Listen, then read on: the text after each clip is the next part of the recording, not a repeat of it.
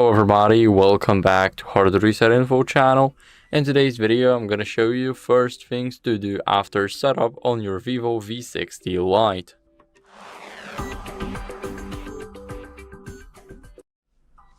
So first, we're going to start off by connecting to the Wi-Fi.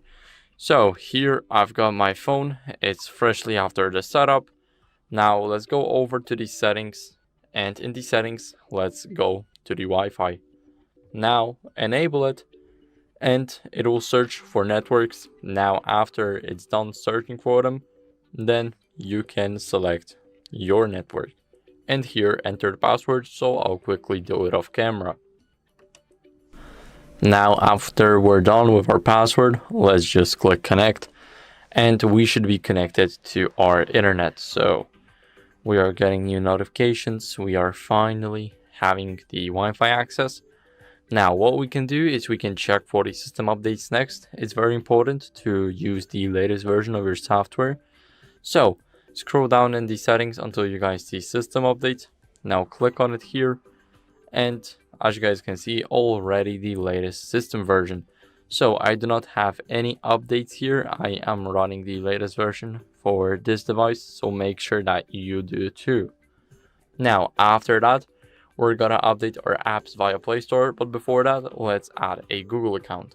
So we're gonna do it in a faster way. So we're gonna start out with the Play Store. Now click sign in, and here all we have to do is use our email. So now enter it, and after you're done with entering your email, enter the password. So I'll see you guys once I enter mine. So now let's click next, and the phone will ask us who will be using this device. Exactly, Google. So you guys can select I will be using this device or my child will be using this device. These steps here may vary. I will choose the first option. Let's just click next, click on I agree, and then we will have Google services. So we will be able to enable the backup.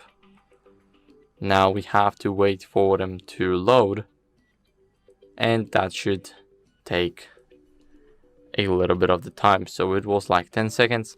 Now make sure that you enable the backup device data. Of course, it crashed. It's normal for every Android device, especially Vivo. So all we have to do is, as you guys can see, enter the app. So our backup was enabled, and that's how we know we still have it. Now here, verify your purchases instantly. We will use the password, and it crashed again. It's normal. Let's click use password, and here I'll enter my password. So I'll see you guys in a second. Now, as you guys can see, we are in the Google Play Store. If it crashes even more than 2 times, then it's completely normal and you should ignore that, and eventually just enter your email and password again. So luckily I didn't have to do that, but sometimes you have to, and it's normal, so don't worry about it. Now let's click on our avatar here and go to manage apps and device. Here we will have updates available. So this is where we're gonna update our apps via the Play Store. Let's click see details, and here we have every single app that we can update. So let's click on update all. Now they can update in the background. We can leave the Play Store, and we're gonna set up our screen locks. So go over to the settings. Now as you guys can see, we are right here, and all we have to do is scroll down. So we need to go to the security and privacy now. As you guys can see, we have 4 suggestions. So we're gonna start off with the device unlocking here. Now our screen lock, and here we can set up a swipe, pattern, pin, or strong password. So I'll always choose pin. It's my preference. Now it has to be at least 4 digits, but for security 6 digits are recommended. I'll use 1, 2, 3, 4, 5, and 6, so I don't forget my password. But don't use the same password as me, it's very unsafe. Let's click next and enter the pin again. You guys need to come up with your pin and make sure that it's secure and nobody knows it, because you want your phone to be as private as possible. Now, how do you prefer to show notification details on the lock screen? We can select it to always show, so even when your phone is locked, you will see who texted you. When you select show after unlock, then you'll see that you've got a notification, but you won't know if it's from somebody or it's just the app notification. So for an example, you can get a notification from WhatsApp and you will see WhatsApp notification and you won't see the details of it. And never show, self-explainable, you will never see notifications on your lock screen. Now, I always use show after unlock so I see that I've got the notification, but I don't want everybody to see that too. So I'll click done. Now, as you guys can see, the screen lock is finally set up. We can go over and unlock our phone by using our pin now. And after that, we can set up our fingerprint. So we have to enter our pin that we have created. Now click enroll now, click on agree, and you have to place your finger right here a couple of times. So we need to lift it after we feel a vibration. Now let's keep on doing that, and our finger should be set up soon. So we just click on done now. We can use the fingerprint for the unlock and the privacy password. So this is basically our private password that we can create, and this will be for anything that we want to keep in private. For an example, photos, and it will be in a private album that you can only unlock with the privacy password. So we can also set it as 123456 or whatever the password that you want. So 070707. Now we can verify that password and we will have our privacy password set up. So now we've got our fingerprint. What can we do with it? We can unlock our phone. As you guys can see, it went through. And the last thing we have is a face unlock. It is not that safe because everyone that looks similar to you may unlock the phone, and face recognition here is not as safe as, for an example, iPhone. So let's click on agree here, and now we need to fit our face into this camera right here. So I'll quickly do that off camera and I'll get back to you guys. This process should take less than a minute. So now our enrollment is complete, and now we can use our face to unlock the device. So check this out, guys. I can do that. Now my device is unlocked. I haven't used the fingerprint. I just used my face. So I'll enter the pin again. And now we can use the face for privacy passwords too. And here we can stay on lock screen after unlocking, so you guys can disable it. And after unlocking the phone, you'll go straight to the apps. So this is how it works. You guys can set it up all to your preference. Now after that, what you guys can do is set up the Google Wallet.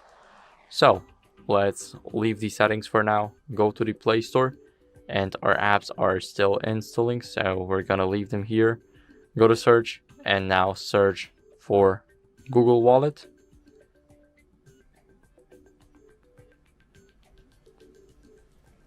Now as you guys can see here, we have the app. Ignore the sponsored apps right here. Now click on install, and our app should be installed anytime soon. So I'll see you guys once the app is installed. So it took quite a while because we still had the updates going on in the background, but now we're finally ready. Let's click on open, and here it will choose an account automatically to use with the Google Wallet. So let's click on view wallet right here and allow it to send us notifications. Now, as you guys can see, we have the card right here. It's already prompting the card that I have used. Now, here we have the loyalty programs, the cashbacks, and everything. So it also depends on the region you're in. So if you do not have the same ones as me, then don't worry about it. Now, let's click the plus button here. You guys can add a payment card, transport pass, loyalty card, gift card, or basically a photo. and you can create as you guys can see, the digital pass from a photo or a barcode or the QR code. So you've got a lot of options here. Now let's move on to let me go to the payment card, and here we have the card that I want to set up. So if you guys want to add a card, then you just go over and click new credit or debit card. As you guys can see, it automatically prompts you to add a card. You can line it up with the frame right here, and then you guys can just add it automatically, or you can enter the details manually right here. So now you guys can enter the details, click on save and continue, and everything should be ready. But remember, you need to have the card physically with you. I do not have my MasterCard with me, so even if I wanted to add it, as you guys can see, I would have to enter the security code. So I cannot do that, but we have the card right here. So after that, you guys will have it here and you will be able to pay with your phone. Now for the last step, what we're going to do is we're going to go into the settings and select the battery. Here, as you guys can see, we have a lot of settings, including the battery saver. So we can enable it, and you guys can enable it auto turn on battery saver, and you set up the percentage right here. So I recommend setting it up at 25%. Normal one is the 20 for every single device, but I recommend using 25 so you still get a couple of more hours of using the phone. Now, as you guys can see, you guys can reduce the screen timeout duration when above it. Now, what you guys can do next is go to the super battery saver, and here you guys can use it, and you guys can use it. You can set a battery level for it. So let's click on agree and click on OK. Now you can set up the percentage right here. I like to set it up at 5. And after that, it will turn on automatically. So here you guys have the battery usage status. Basically, the apps are running normally. Your apps are using a normal amount of battery. If apps use too much battery, your phone will suggest actions that you can take, and you can always turn on battery saver if you're running low on battery. Now, here we have the battery health and charging. We have the information about our maximum capacity, the cycle count, the production date, and the initial battery usage date. Here we have the fast charging, so the phone will definitely heat up while you're fast charging it, but when you disable it, then charging speed will be definitely reduced and you will wait longer to charge your phone up. So I recommend using fast charging. It's good, but you shouldn't be worried when your phone gets hot, especially if you're using it while charging. So here we have the optimized battery charging. So if you reduce this limit right here to, let's say, 80%, then you will definitely extend the battery life, because your phone will only charge to 80% max and it will be like a 140 phone. So this is what you guys definitely want to do if you do not care about the battery that much, because the battery here is amazing and it will help extend the battery life, but you can still use 100% and everything should be okay. You guys can enable the optimized based on habits and pause or resume charging based on your nighttime charging or long-term charging habits. So the phone will learn automatically from your habits when you're using it, when you're charging it, and it will try and adjust the charging. So let's leave those settings. Now here we have the battery silent percentage. You guys can change it like circle, horizontal, and you see it changing on the status bar. You guys can display it outside of the battery or just do not display it. Here you guys can display it inside the battery, and when it's vertical, outside, or just do not display at all. But as you guys can see, whenever you go here and you still have it do not display, then you will see the percentage. So I feel like having it enabled is very useless. Now here we have the DPAP optimization, so it will definitely improve the battery launch. As you guys can see, we can start the optimization right here. It's optimizing the apps, and it may take a while, but your apps will definitely be optimized. So I'll leave it. Now here we have the sleep standby optimization, so detect sleep hours to freeze idle apps and limit network switching, reducing power use. This is also a very great option. I recommend enabling it because you can actually increase your battery life. And here we have battery life extender, so answer short calls or make emergency calls when the battery is about to run out. So this is very cool. As you guys can see, when the battery is running out, your phone auto-enables the battery life extender service to ensure power for 3 minutes of emergency and normal calls, and it will be disabled after charging. So this is very cool. Now here we have the battery usage, and I cannot show the process to you guys of how to check everything here since we just set up the phone, but you will see how many percent of the battery apps are using. So that's it for the battery, and that's it for the phone. So I hope this video was helpful. If it was, then leave a like, subscription, and a comment, and I'll see you in the next one. Bye.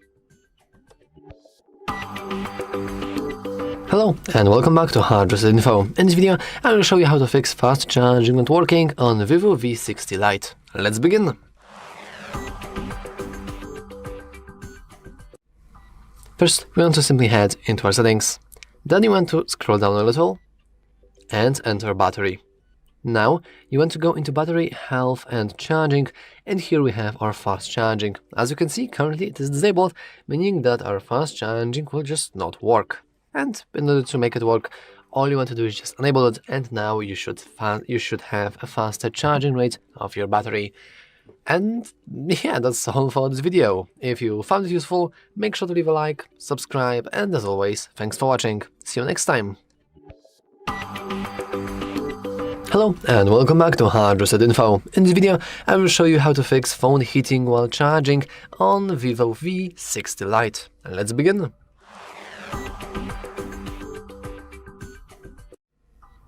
So, all you want to do is simply head into settings, and let me stop you right there.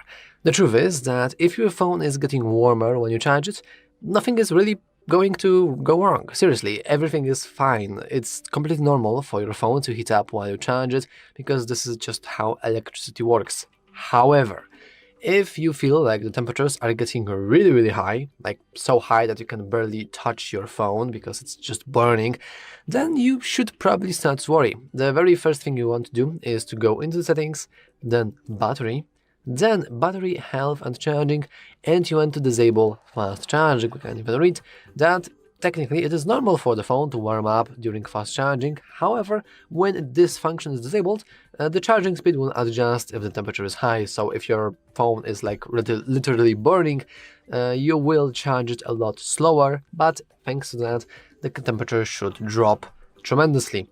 However, if you still have some troubles, then there is a very high chance that you have physical damage either in your port or in your battery directly, and this is just dangerous. Seriously, there have been many accidents when certain batteries literally exploded. So you want to be very careful. You want to turn off your device, and I would just advise you to go into like phone workshop or Vivo shop or whatever and have your phone checked. But that is only if you feel like the battery is literally burning you. Other than that, if it's just slightly warm, it's completely okay. If you don't like it, you can always disable fast charging. But once again, like slight warm is completely okay. You shouldn't worry about it. If it's really hot, then you should start worrying. But anyway, that's all for this video. If you found it useful, make sure to leave a like, subscribe, and as always, thanks for watching. See you next time. Hello everybody, welcome back to HardReset.Info channel. In today's video, I'm going to show you how to fix the ghost touch problem on the Vivo V60 Lite.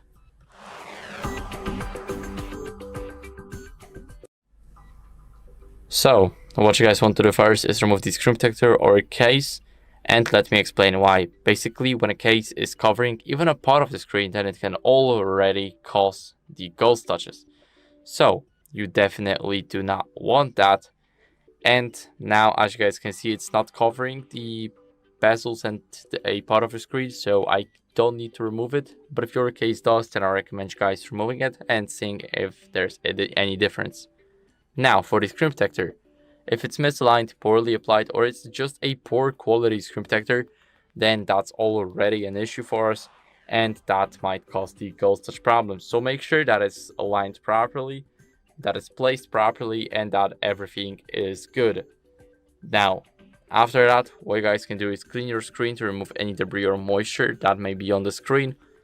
And basically you will get rid of the debris, moisture, and the fingerprints when you're using a microfiber cloth. So give it a few swipes. You don't need to go hard on the device, but just give it a few swipes and you should be done in a 4 or 5 swipes. Now, after that, as a last resort, what you guys can do is check for software updates. So go to the settings right here. Now in the settings, scroll down until you see the system update, and it will check automatically if you have the latest version. If not, then you will see a button here that says download and install. And as you guys can see, I'm running the latest version. But if you don't, then I recommend you guys updating it, because you can get rid of the glitches, like the ghost touch problem. So that's it for the video. I hope it was helpful. If it was, then leave a like, subscription, and a comment, and I'll see you in the next one. Bye. Hello everybody, welcome back to HardReset.Info channel. In today's video, I'm going to show you how to fix microphone not working on your Vivo V60 Lite.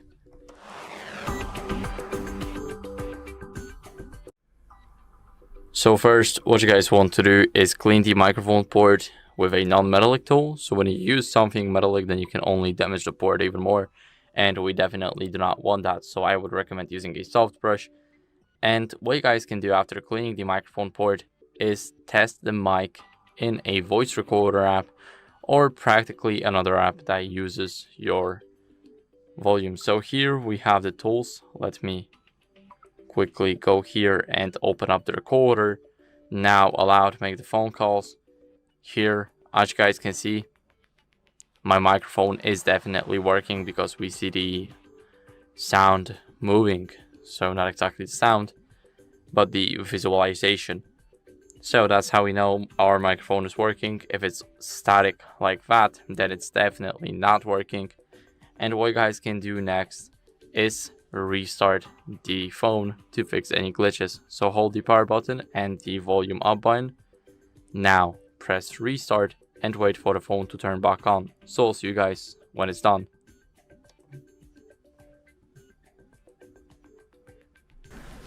Now after the restart, what you guys can do as a last resort is update your software. So not exactly update, but check for the update if you have the latest version. So open up the settings, swipe all the way down until you see system update. Now it will check automatically if you have the latest version. As you guys can see, I do, but if you don't, then I recommend you guys updating it. You will have a button right here to update it. So first download it, then install it, and then you will have to restart your phone to do the update. So that's it for the video. I hope it was helpful. If it was, then leave a like, subscription, and a comment, and I'll see you in the next one. Bye. Hello everybody, welcome back to HardReset.Info channel. In today's video, I'm going to show you how to easily fix the low volume problem on your Vivo V60 Lite.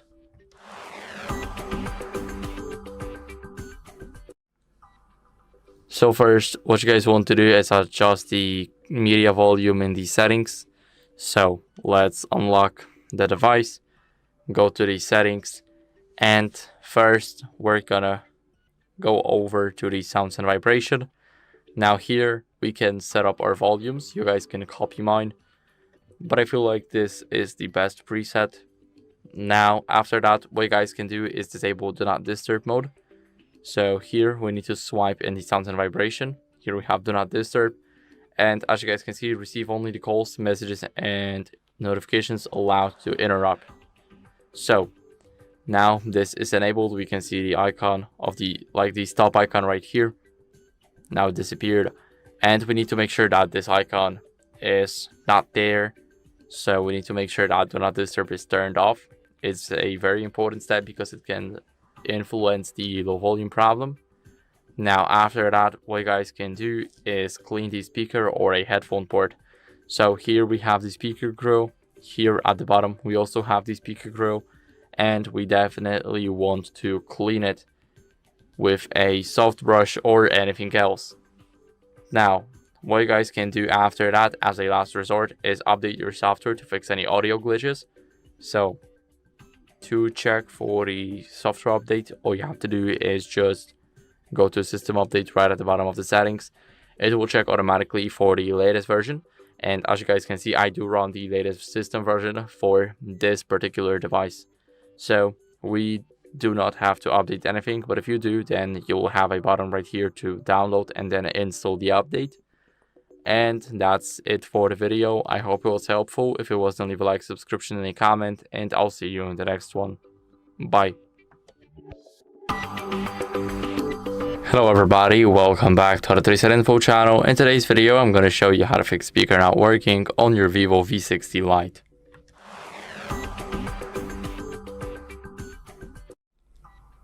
So first, what you guys want to do is check the volume levels in these settings. So let's unlock the phone and go straight into these settings.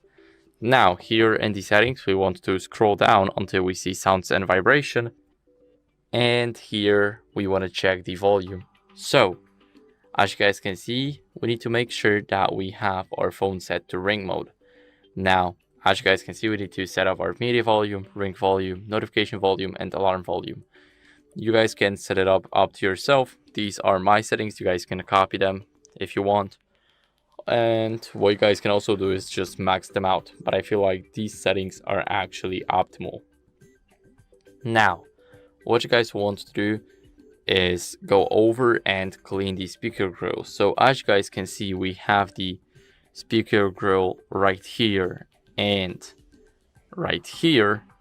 Now, after you clean it with a soft brush or an air compressor, I recommend using a soft brush. It's much better and it can clean it much faster and also more effectively.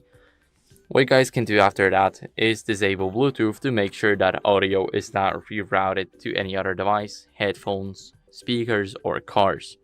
So go over to Bluetooth, and if it's turned on like that, then just tap on this switch right here and your Bluetooth will be off. Now what you guys can do after that is update your software. So sometimes it might just be a glitch that a software update can fix. So don't leave these settings, scroll all the way down, and here click on system update.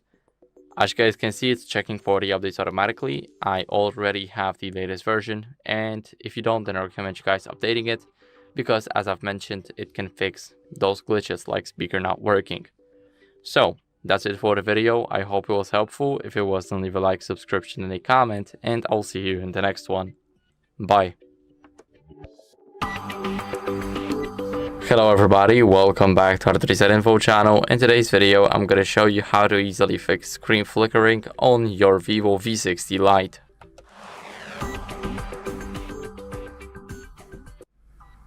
So first, what we can do is we can adjust the brightness in the settings right here. Now, in the settings, we need to go to display brightness, and right here you have a slider to change the brightness. So here you guys can adjust it here. It's totally up to you. Now after that, what you guys can do is make sure that auto brightness is disabled, and then move on to the Play Store and download the Screen Dimmer app.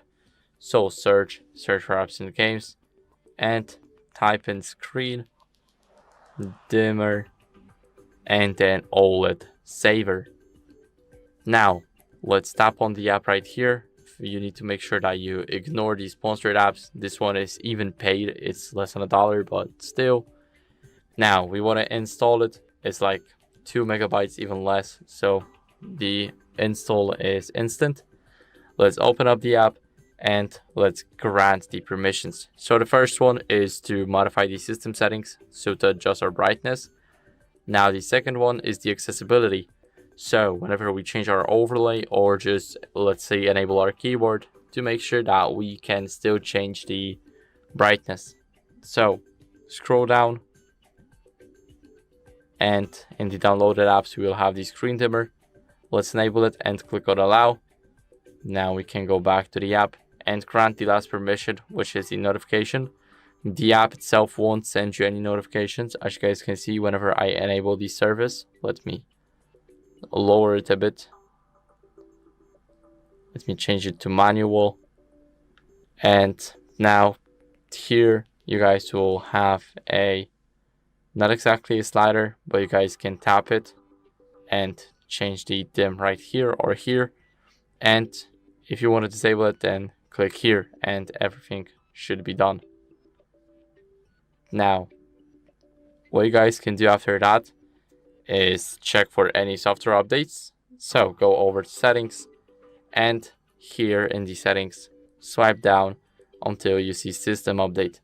Now, I have the latest system version. The phone checks it automatically. And if you don't, then I recommend you guys updating it because it can fix a lot of glitches, including the screen flickering.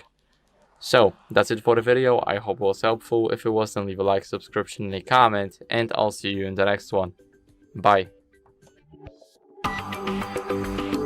Welcome. In this video I will show you what to do if your face recognition scanner on Vivo V60 Lite isn't recognizing your face properly.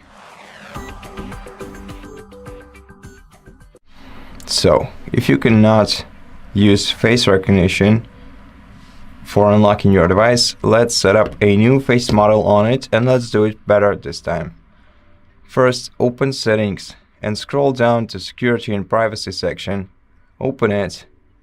Then go to Device Unlocking and select Face.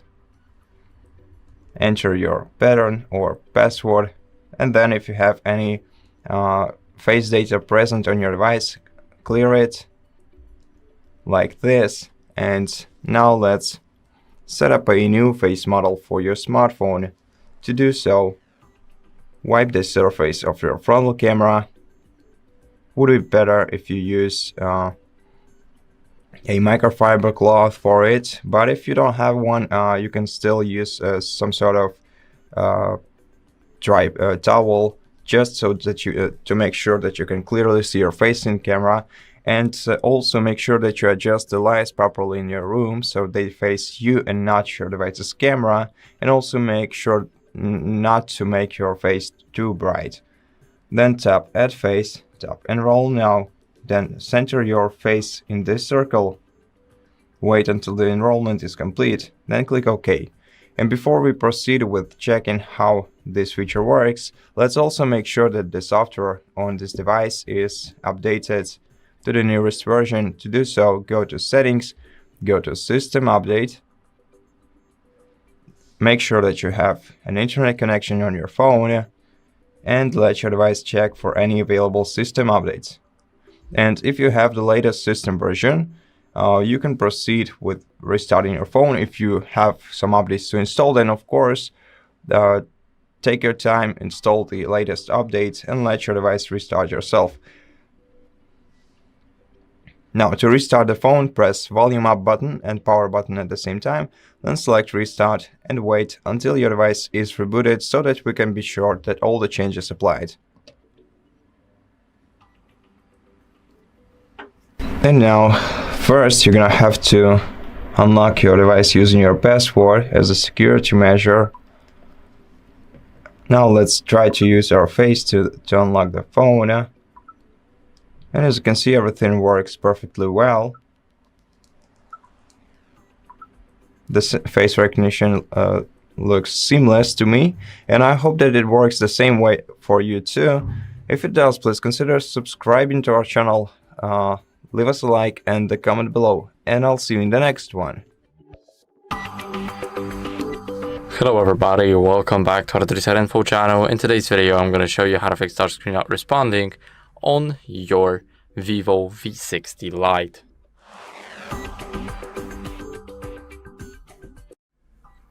So first, remove the screen protector or a case because it can cause a lot of interference, and let me explain why. When you have a screen protector that's basically covering the part of the screen, then that's already bad, and it can cause your screen to become less responsive. And it may happen if the case is not original, or maybe just the case was made out of a bad dummy phone. So what you guys want to do next is, let's move on to the case. So not the case, but the screen protector. When the screen protector is poorly applied or it's misaligned, then it can already cause the issues around the screen. So we need to make sure that it's a high quality screen protector that is placed properly, because otherwise you will just have to remove it. And if that's the case, then do that. Now moving on, we can clean our screen with a microfiber cloth. So grab it, you'll get rid of any fingerprints, of any moisture or debris on the screen. So all you need is a couple of swipes, and after that your screen should be free from any type of dirt. Now after that, what you guys can do is hold the power button and the power up button, and you need to switch to the volume down button now. So you need to do that and just switch it, and you will basically need to force restart your device. So you guys need to try it out. Now keep on holding, and now you can let go. This is the way to restart your device without actually touching on the screen, because when it's not responsive, then that's the only way you can do that. And this refreshes the entire system, and I'll see you guys once everything is back on.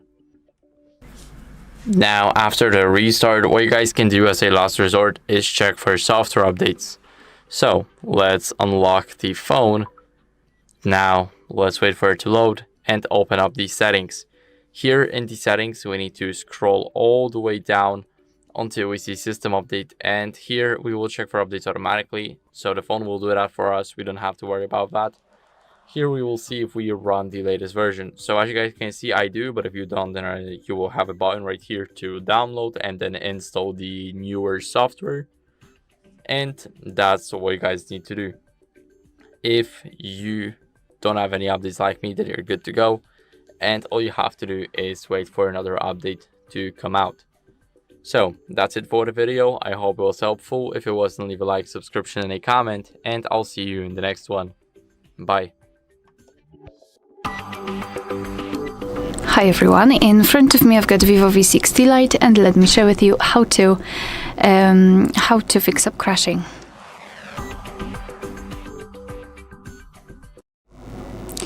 Alright, so let's pretend I've got problems with Google Chrome. So I try to open it and it doesn't really cooperate with me. So let's begin with tapping on it and holding it until we will see more options, and tap on App Info. So first thing I highly recommend to do is to go to Storage and Cache and tap on Clear Cache. Your device will basically clean the junk files which are saved, which are naturally saved, but they are not necessary for the proper usage and actually sometimes can interfere. So removing it is quite important. After that, go back and tap on Force Stop. Sometimes if the app is working in the background, it might interfere with and it won't open again. So force stop it. Now you can try to open it, and if that didn't work, then repeat those steps and force restart your device. So just press the power button long enough until you see this restart option, and in order to actually confirm all of the changes you've made. If that didn't work, I highly recommend to check for the updates, because sometimes older versions might have some problems. So let's go to the Play Store. First of all, make sure that you've got the internet connection. Secondly, you need to be logged in. You need to have your Google account added to the device. You can either log in after entering the Play Store, or you can check our tutorial of how to add or remove a Google account in this specific device. So after entering, just tap on search, and here enter the name of the app which causing you a lot of problems. Let's tap on Chrome, and we can tap on it. As you can see, if the update is pending, your device will show this information here. So I highly recommend to tap on update and then wait until it will be installed. If that didn't work, I highly recommend coming back to this section again, and instead of update, you will have uninstall. Tapping on uninstall and letting your device remove the app completely will allow you to delete all of the files connected with that. And after that, try to install it again. Your device will download the newest version, and sometimes it is a little bit better and more stable option than overwriting the newer version over the older one. So I highly recommend to do that. And as a last resort, I highly recommend to check for your system updates, because sometimes it also might cause some problems. So just go to the settings. Here we have to scroll all the way down to find system update, and if your device will show you the information that there is an update pending and for some reason it was not downloaded yet, I highly recommend to download it and then let it install. And after that, try to, for example, uninstall the app again or try to update it, etc, etc. Alright, so that will be all. Thank you so much for watching. Please hit the subscribe button and leave the thumbs up. Hello everyone, welcome to the HardReset channel, and today I'm going to show you how to fix auto brightness not working on the Vivo V60 Lite.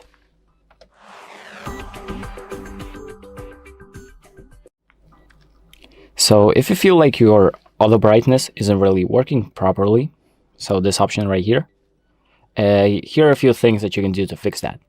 And the first one would be to just enable and disable it to see if it actually might work properly again. So to enable and disable auto brightness or adaptive brightness, just open up the control center, this one right here, and press on this A button next to the brightness slider once, and then once again to enable it, so it should light up in blue. And then you should see that maybe your brightness will automatically adjust. So let's turn it down and then press the button again to see. As you can see, this is what it will do if it actually works. And if you feel like it still doesn't work, what you can also do is just clean the sensor near the front camera, and I suggest using a microfiber, like some sort of cloth, to actually clean it properly, and just scrub around near the front camera, and just pretty much off the screen while you're at it, like this, and maybe it'll clean up some of the smudges and actually make the sensor work better. So now you can move on to the next step, which would be to restart your phone. And to restart your phone, you just scroll to the top right here again to open up the control panel, and then scroll down again to expand it and press on the power icon. Then press restart, and that will restart your phone like this. And once it restarts, maybe some of the sensors will refresh, recalibrate, and work more properly. So let's wait for the phone to restart. So there we go, the phone is back on, and maybe that updated some of the sensors, and they might work a little better now.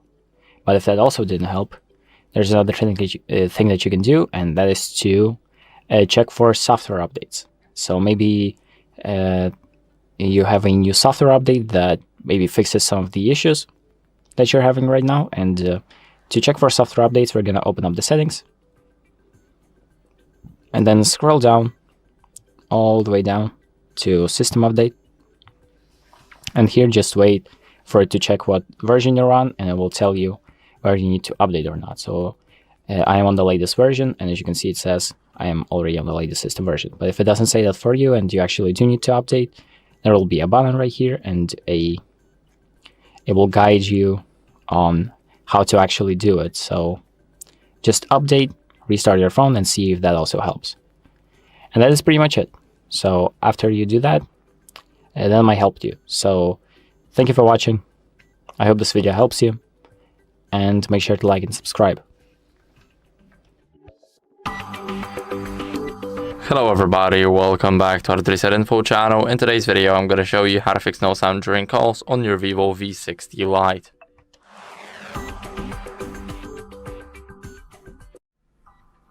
So first, what we're going to do is we're going to check the volume during a call. So have somebody call you, and then you'll be able to change the volume using the volume up right here. So now we're gonna enter the settings and go over to the sounds and vibration. And as you guys can see here, we cannot change the call volume in the settings. It's just unavailable for this device, so the only way to change the call volume is while being in an active call. So after that, what we're gonna do is we're gonna enter the Bluetooth.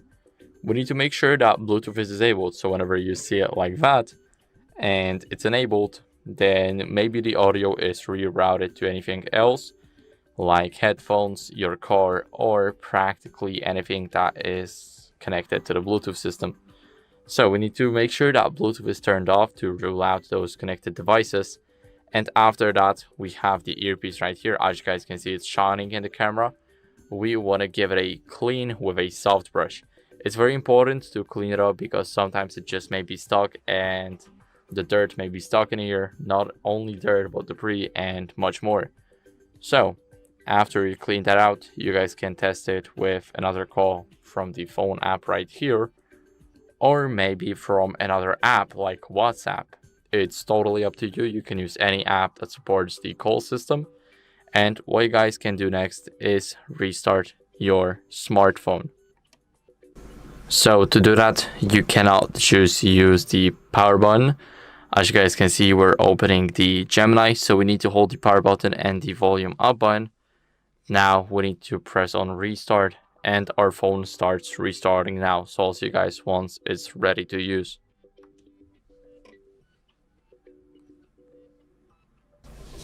Now after the restart, what you guys can do is basically reset the network settings. So wait for our phone to load up. Let's go over to the settings, and right here just scroll down until you guys see the system management. Now go to reset options and reset the Wi-Fi, mobile network, and Bluetooth. So this will reset everything, so including the Wi-Fi, mobile network, and the Bluetooth. So it won't delete your personal data, your accounts, or anything like that. It will just reset all those three things right here. So you guys can click reset settings, enter your PIN, and now click reset settings. And as you guys can see, we cannot undo this action, so we will have to pair every single device again for the Bluetooth, enter every single Wi-Fi password again for the Wi-Fi, and that's basically what you guys can do as a last resort here. So that's it for the video. I hope it was helpful. If it was, then leave a like, subscription, and a comment, and I'll see you in the next one. Bye. Hi everyone, in front of me I've got Vivo V60 Lite, and let me share with you how to free up storage without the need to remove apps.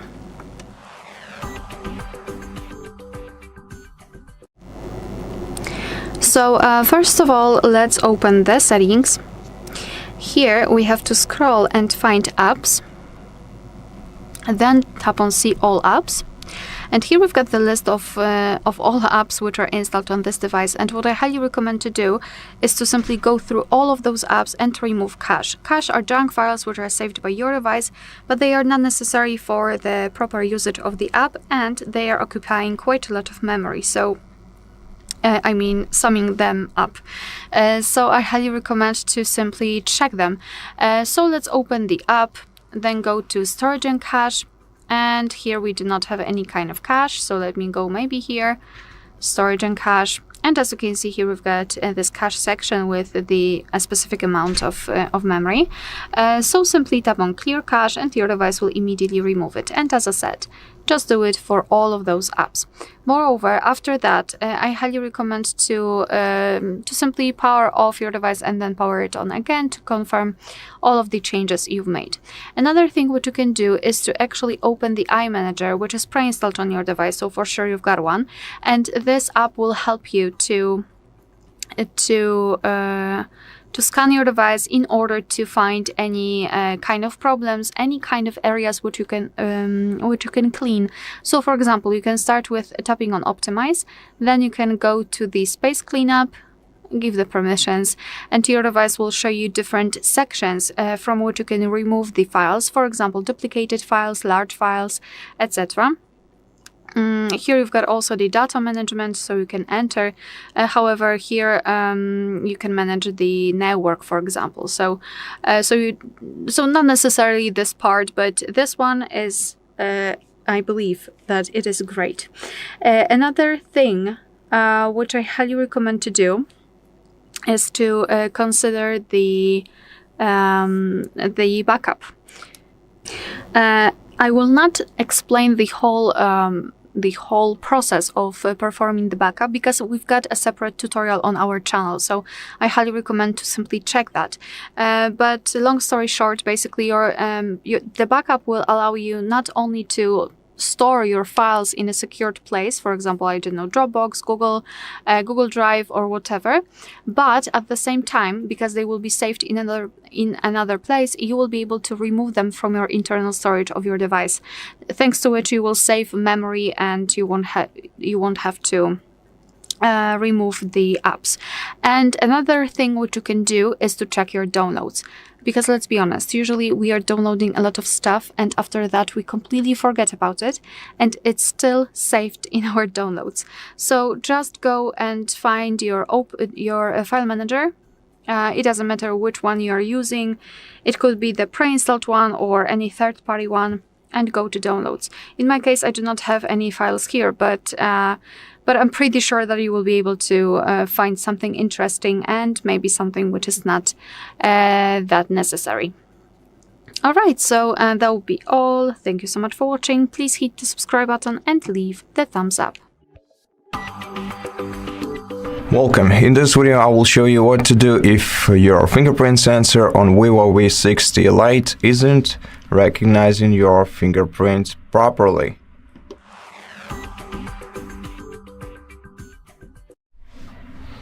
In such case, let's set up a new fingerprint model on this device. To do so, go to Settings, then scroll down to Security and Privacy section. Then let's go to Device Unlocking. Select Fingerprint, confirm with your lock screen pattern. And now if you have any previously set up fingerprints on this device, remove them like this. And then before we add a new fingerprint, let's first remove all the accessories like protective case from the smartphone so they don't interfere with the process.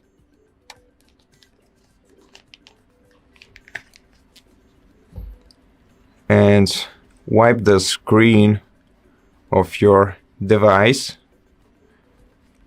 and especially the place where the fingerprint scanner is located.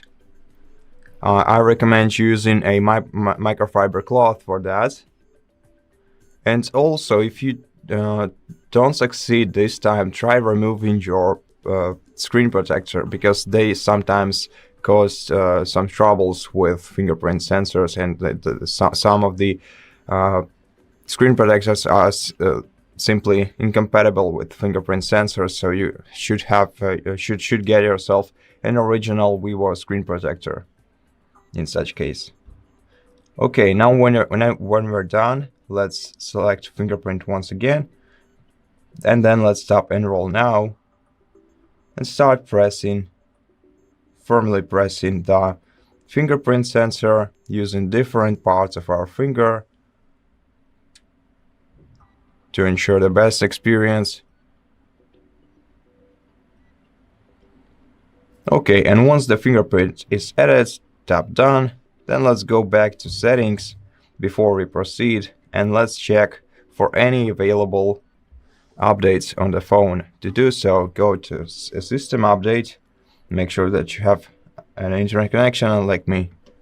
Then once you have internet connection on your phone, check if you have the latest system version on your device. And now if you don't have it, of course, then update your phone to the latest software version, and then let's restart the phone by pressing the power button and volume up key at the same time. Select restart and let your device reboot.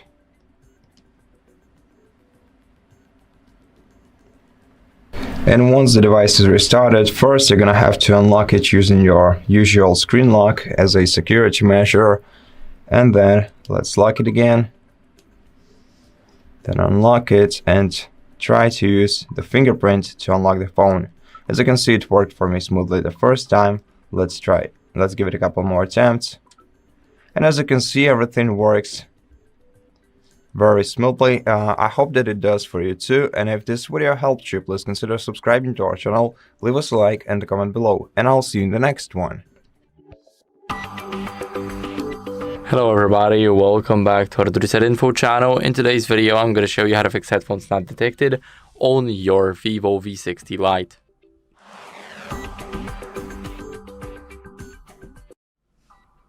So first, what you guys want to do is, if you're using USB-C adapter or headphones, then clean the charging port. Because as you guys can see, whenever dust gets into the charging port, then it can block the connection. So we definitely do not want that. Now, after cleaning the charging port, what you guys can do is restart the phone. But I'll get back to that later because we still have the Bluetooth headphones to talk about. So, you need to use an original or a certified adapter if you're using one. So, if not, then you can just skip it.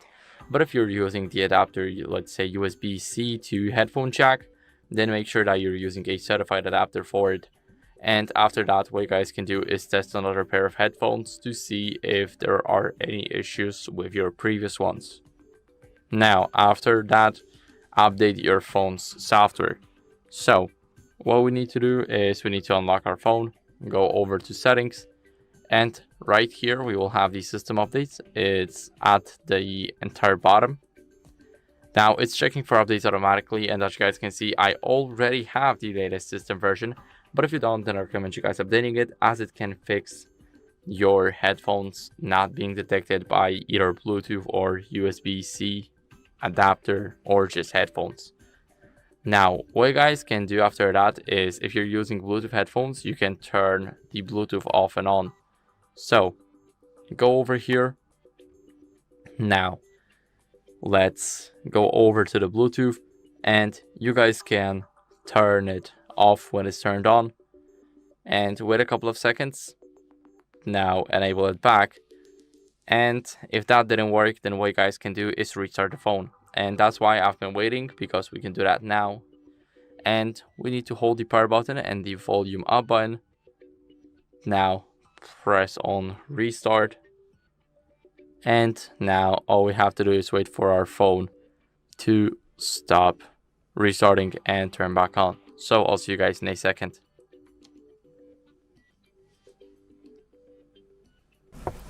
After the phone restart, what you guys can do is go over and forget and repair the headphones. So let's unlock the device. Now go over to the settings, and here in the settings we need to go to the Bluetooth.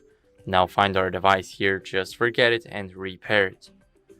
Now what you guys can do after that is make sure that you charge the headphones fully, because sometimes if they are not charged to up to 100%, then they may just not connect. And it happened to me once, and ever since I've had that situation, I charged my headphones fully every time I want to connect them to another device. So what you guys can do as a last resort is avoid the device interference. So whenever your headphones are already connected to another device, then make sure that this doesn't happen again. And maybe that was the issue why your headphones weren't connecting to this phone in the first place. So that's it for the video. I hope it was helpful. If it was, then leave a like, subscription, and a comment, and I'll see you in the next one. Bye. Hello, in this video I'm going to show the hidden sound settings on the Vivo V60 Lite. Alright, so let's open up our settings, and now scroll down a little from the top and find sounds and vibration. Now let's select app-specific volume. First, pretty useful thing. It works in that way that when you have two apps that are playing sound at the same time, you'll be able to adjust that sound volume. Click right in here, app-specific volume, you need to turn it on. And now in here on that preview, you can see how it works. So when two apps are playing volume at the same time, when you click on volume up or volume down, you will have that button right in here. And for example, if here you could see the Spotify or I don't know, YouTube Music, you'll be able to manually adjust the volume for the specific app. Really cool thing, worth enabling. We also have the audio booster. When the volume of the speaker or receiver reaches its maximum level, you can press the volume up button to continue increasing the volume, but this will increase power consumption. Down below, we need to scroll down a little bit. More to the downside, we have the sound. And in here, we can enable or disable the output tones, screen locking sound, charging sounds, and vibration. We have touch sounds, screen capture, and some people like it, some people don't. If you want, you can enable that or keep it disabled. Some people, for example, like that clicking sound when they are touching something. You can turn it on or turn it off. For some people it's annoying, for some people not. You can now simply select it manually, which things you want or don't want to have. Okay, down below, as we scroll down, we have sound quality and effects. We have the audio super resolution. If you choose to turn it on right in here, you can read how it works. Audio super resolution automatically improves low quality audio in video and audio files, but increases power consumption.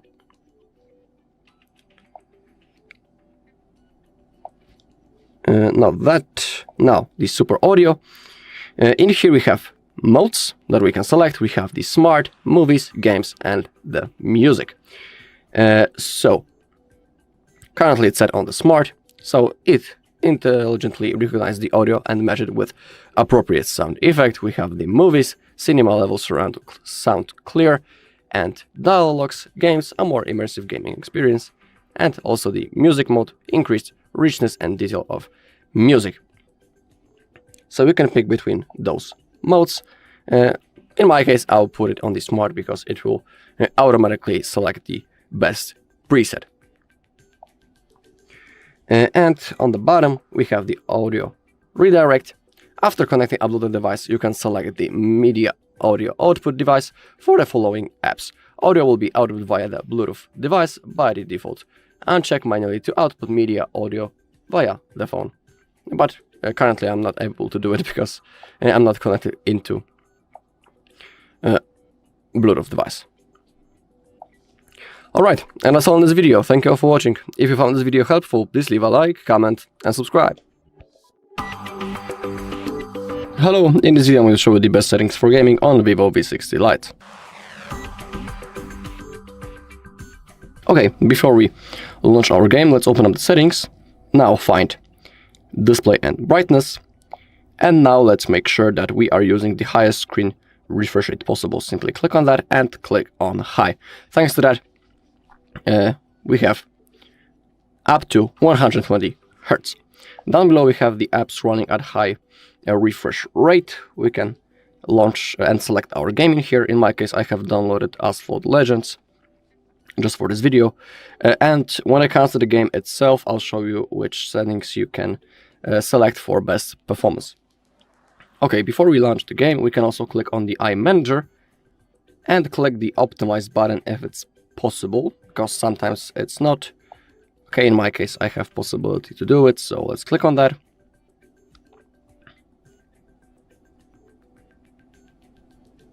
Okay, our phone now has been optimized. We should have the best performance. We can also click on the utility tools. Not in here, my bad. We can click on Space Cleanup to clean some junk files. So let's click on Clean Up All. Alright, and we can exit our manager. Now let's launch our game.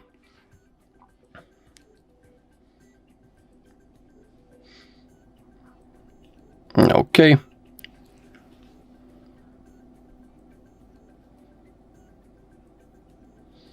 Remember that not each game allows you to change the graphics settings. For this video I have selected a game in which we can do that. So open up your settings, then the graphics. In each game it should be similar. And now the most important part, make sure that you are using the highest frame rate possible in your game. Now down below we have the advanced settings. Now for best performance we should simply select the lowest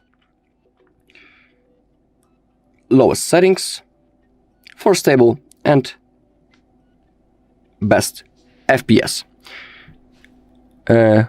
If you want to have the best graphics, simply max out those settings.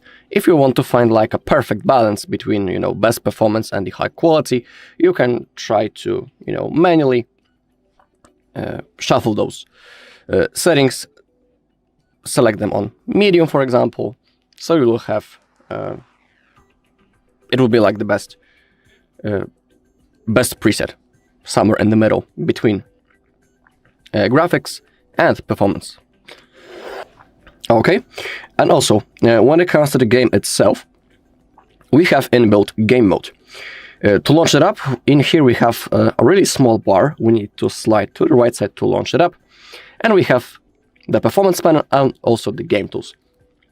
The game tools allows us to, for example, enable the mismatch prevention, block background calls, reject the calls, block notifications, so we won't be simply distracted by incoming call or notification that pops out on our screen. So it's pretty worth enabling. We can also lock the brightness, quickly take a screenshot. And when it comes to performance panel, we can select the boost mode for best performance. Now we should have as much FPS as possible, but remember that your battery consumption will be a little bit increased. When it comes to the refresh rate down below, I highly recommend setting it on high level. Alright, and that's all in this video. Thank you all for watching. If you found this video helpful, please leave a like, comment and subscribe. Hello everyone, welcome to the HardReset channel, and today I'm going to show you how to improve battery life on the Vivo V60 Lite.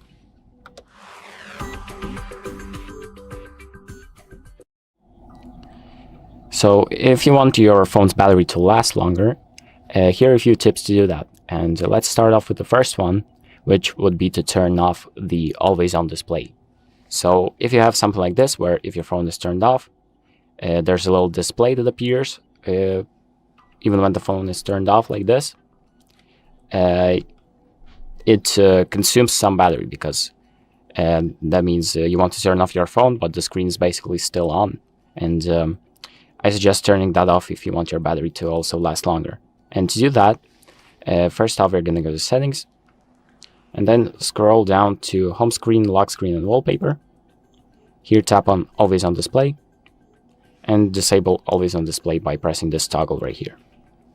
So now if we turn off our phone, as you can see, the phone is just off.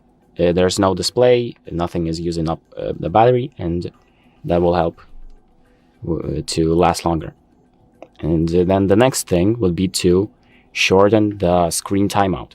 So what you can also enable is the option that allows you to turn off the screen, turn off the phone when it's inactive after some time. So to enable this option, we're going to go to settings, and then tap on display and brightness. Here tap on screen timeout, and enable a shorter option, so maybe 15 seconds, 30 seconds, or 1 minute. So 2 minutes, 5 minutes, and 10 minutes might be a little too long. So because even if the phone turns off, you can simply just click the button, the power button, to turn it back on, and it doesn't really change anything. So I suggest using one of these three. So that's another tip. And now let's move on to the next one, which would be to disable the vibrations or haptic. So for example, when you're tapping something, you're typing on the keyboard, anything like that, you might feel some vibrations, so like this. And that also uses up some of the battery. And you can also turn that option off so it doesn't use up as much battery. So let's go to settings, and then scroll down to sounds and vibration. And here, scroll down again to touch vibration. So disable that. You can disable vibrate when the other party answers things up. So pretty much anything that you don't need regarding vibration. And now when you will be like pressing any buttons or typing on the keyboard, the phone won't vibrate. So the haptics will not be turned on.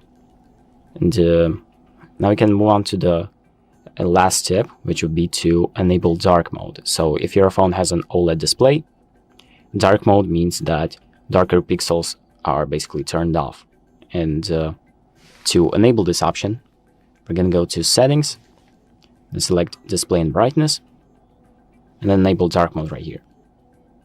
And this means that these pixels, the black ones, are most likely turned off. And as you can see, pretty much everything that was white before has been changed. So now there's less white, so less on pixels and more off pixels. And that also helps to preserve the battery life. And this works in pretty much any app. So you can launch any app you want. And as you can see, this is just the page. But if, for example, open a new tab, this is the default Google, and it's also in dark mode. And that's pretty much it. These tips might help you improve your battery life. So thank you for watching. I hope this video helps you, and make sure to like and subscribe. Hello and welcome back to HardReset.Info. In this video, I will show you how to fix Bluetooth not connecting on Vivo V60 Lite. Let's begin!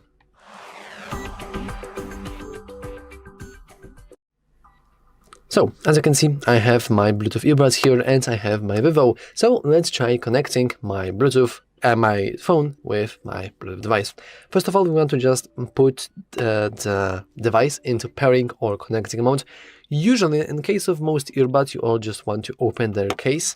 In case of headphones, you just want to turn them on by pressing and holding the power button. Or if you aren't paired with them, you want to press and hold that even longer. But as you can see, I am indeed connected. However, obviously, this is not the case for most of the people. If that would be that easy, you wouldn't be watching this video. So let's go into the Bluetooth by swiping from the top to the bottom. Let's press and hold onto the Bluetooth icon, and then let's go into more Bluetooth settings. Now, the easiest troubleshooting of every kind is to simply turn off Bluetooth, and you want to keep that turned off for about maybe 20 seconds, maybe 30, it doesn't really matter. And after that time has passed, you want to turn it on again. And as you can see, mine is still working. And this easy disable and enable Bluetooth is probably the easiest way to troubleshoot any kinds of problems with your Bluetooth. However, if you're still having troubles, you can always go into the Google icon next to your device, like this, and you can just go into forget and then hit OK. Now, your phone will behave like it's never connected to that certain device in the first place, which is very good because now we can close our Bluetooth device, or just put it into pairing mode once again, and you can just try to pair once again, and as you can see, it is working. This is just the better version of disabling and enabling Bluetooth. We are unpairing and then repairing with certain Bluetooth device, just so we can refresh this connection between these two devices. And finally, if you're still having some sort of troubles, all you want to do is just press and hold the power button and volume up button, and then you want to go into restart, and restarting your phone will restart everything, including the Bluetooth chips, including all kinds of connections. And these three things should help you with like 99% of cases. Also, once again, there's like possibilities that your Bluetooth device isn't charged up, it's turned off, etc., etc. But this is some very basic stuff. However, there's still a chance that you can't connect your Bluetooth device with your phone. And if that's the case, you just want to go and perform a little diagnostic test. What do I mean by that? You want to ask your friend or girlfriend or boyfriend or, I don't know, family, whatever, to borrow their phone for a moment, and then you want to try connecting your Bluetooth device with their phone. And listen to this. If the connection will be correct, and if it will not fail to connect, it will just be connected and everything will be okay, then this would mean that your phone is broken, like the Bluetooth inside your device is something wrong with it. However, if you fail to connect your Bluetooth device with some other phone, then this means that your phone is most likely completely fine and instead it's the fault of the Bluetooth device. And if that's the second case, well, you probably just want to make sure that you have your warranty. If you do, you can try to get a refund in the shop you bought it from or something like that. But generally speaking, we do that to make sure to know exactly what is wrong, what is giving out, and that's basic diagnostic stuff. Though once again, I know that this may seem kind of depressing, but these three things, like the disabling and enabling Bluetooth, disabling, unpairing and repairing with Bluetooth, and finally turning off and restarting your whole phone, are usually all you need to fix any kinds of Bluetooth bugs. Anyway, that's all for this video. If you found it useful, make sure to leave a like, subscribe, and as always, thanks for watching. See you next time. Hello everyone, welcome to the HardReset channel, and today I'm going to show you how to fix battery drain on the Vivo V60 Lite.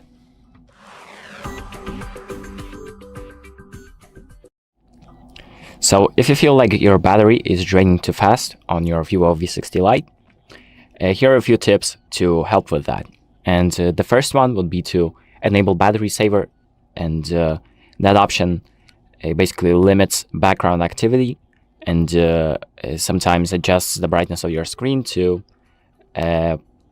make the most out of the battery of your phone. And there are a few ways how to enable this option. And the first one would be to go into settings and then find the battery section, and here enable battery saver. So you have battery saver and super battery saver, and super battery saver is just an incredibly powerful mode where it just limits pretty much everything on your phone, so only some apps will be available, and you can really receive notifications. But if you need your phone only for essentials, super battery saver is good for that. And here we have the battery saver enabled, and as you can see, it changes the mode to dark mode, and it limits the refresh rate, and just pretty much does everything to keep your battery going for longer. Now there's also another way to turn this option on, and that will be to open up the control panel, so this one right here on the top, by scrolling from top to bottom, then expanding it again, and finding the battery saver. For me, it's on the second page. So here, as you can see, I can tap on it to enable it and disable it. So now we can move on to the next step, and that will be to just lower the screen brightness manually. And you can do that by just going to, once again, the control panel, finding the slider right here, and either turning down the brightness yourself, or you can enable adaptive brightness, so the brightness changes for you. And depending on your environment and on your battery level, it will change the brightness. So that's how you change the brightness. And now what we can also do is disable some of the features when you're not using them. So for example, Wi-Fi, Bluetooth, or GPS. And once again, there in the control panel, you can find Wi-Fi right here, Bluetooth, and GPS. I'm not sure whether you can disable GPS yourself, but what you can do is just limit the use of permissions in some apps. So for example, you can identify high drain apps first by going to settings and then selecting battery, and then selecting one of the options right here on the bottom. So if you scroll down, you can find what apps use up the most battery. So for me, Google Chrome is the app that uses up the most. And what we can do with that is we can tap on the app and then disable background usage. And that means that the app will not be working in the background without you actually opening the app, and it will not be using up any of the battery until the app is open. And now the last step, which might also help, is to update the software of your phone. So if you're running an outdated software update, that also might prevent your phone from getting the most out of the battery of your phone. So if you update to the newest option, maybe they updated some optimizations and made the battery perform better. And you can do that by opening up the settings, then scrolling down to System Update, tapping on it, and this is where you'll have the checking for updates option. So it's going to check for updates, see if there is a new update, and once it does, it will tell you whether you should update or not. So for me, I'm already on the latest system version, but if that's not the case for you and you need to update, just tap on the button that's going to be right here and proceed with the update. And that's pretty much it for this video. So thank you for watching. I hope this video helps you, and make sure to like and subscribe. Hello everyone, welcome to the HardReset channel, and today I'm going to show you how to fix not working Wi-Fi on the Vivo V60 Lite.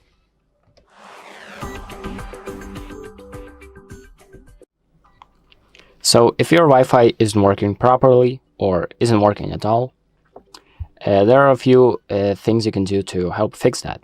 And the first one would be to just toggle Wi-Fi on and off.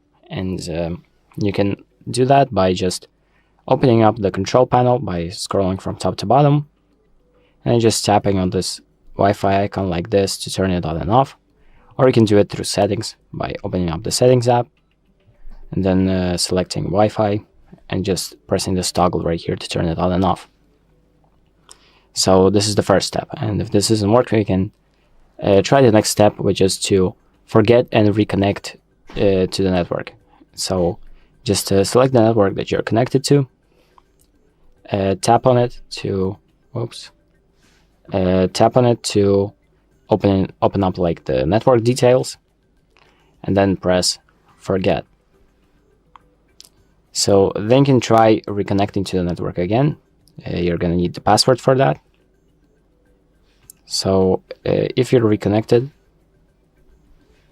and you should check now if the Wi-Fi is working. If it's not, you can try the next step, which is to just restart your router and your phone. So you might need to restart the device where the Wi-Fi comes from. So probably a router, and if you don't know how to do it, there should be just a button, or you could just easily unplug it from the outlet and then plug it in again to restart it. But to restart your phone, you just scroll once again from top to bottom to open up the control panel, and then scroll down again to expand it and press this little power button in the bottom right, and then select restart. So now your phone is going to restart, and let's wait for it to do that and check if the Wi-Fi is fixed. So once your phone has restarted and it's loaded in, check if the Wi-Fi works now. And if it works, great, but if it doesn't, we can proceed to the next step, and that would be to check for software updates. So maybe your phone is just on none the latest software, and maybe they have provided a fix for your issue. And to check if a new software update is available, we're going to press settings and then scroll down to system management, press on system update. And here's going to check for updates and tell you whether you should update your phone or not. So I am on the latest firmware, and that means that I shouldn't really have anything to update. So right now it's having issues connecting to the server, but I know that I'm on the latest system. Oh, here as you can see, now it worked. But if it says for you that you need to update it, please do update. So it's going to guide you through the process. Just press the button down here and go through the process. And once you're done, your issue might be fixed.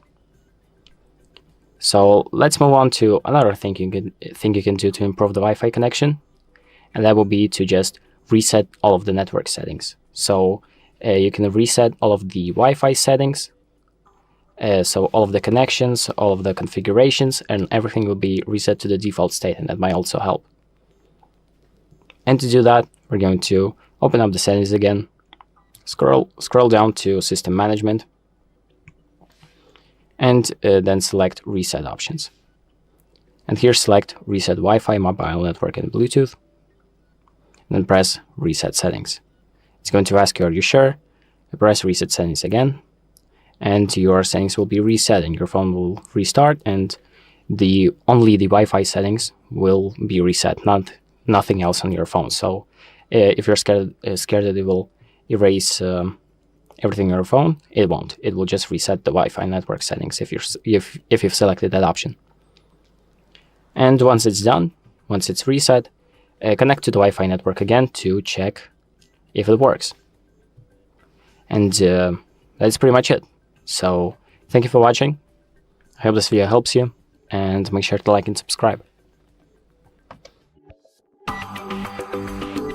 Hello everyone, welcome to the HardReset channel, and today I'm going to show you how to fix screen rotation not working on the Vivo V60 Lite.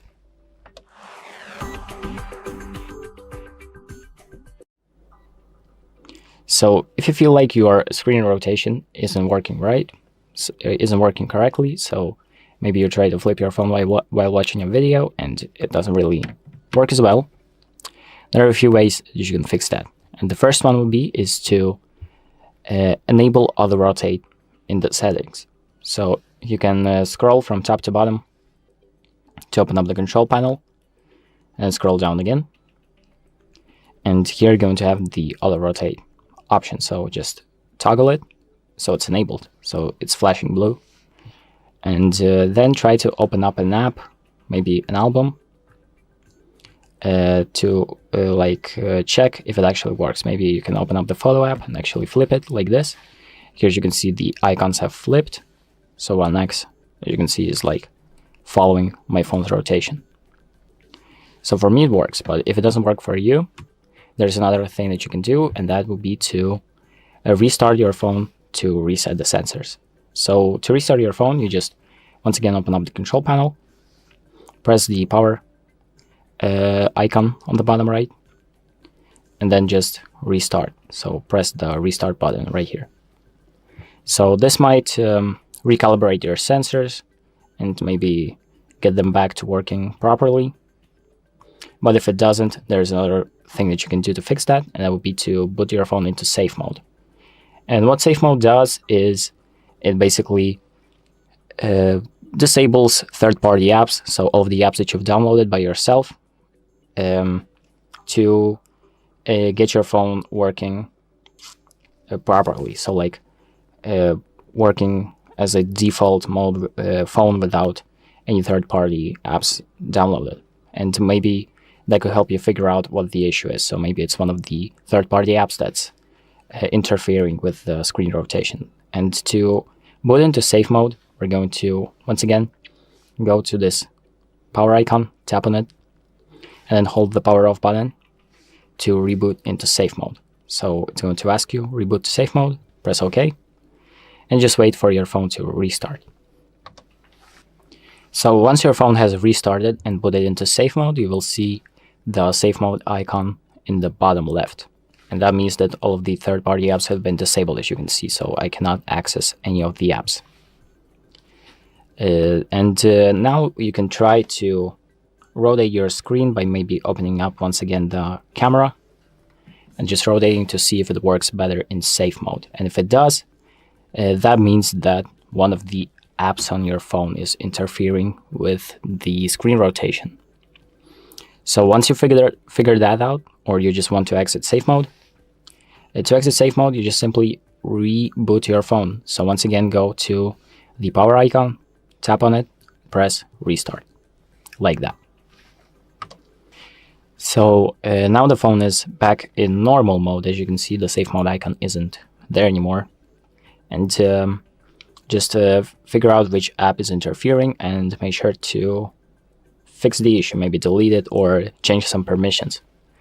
But if that also didn't work, there's another thing that you can try, and that will be to check for software updates. So maybe your phone has a new software update that helps with the issue.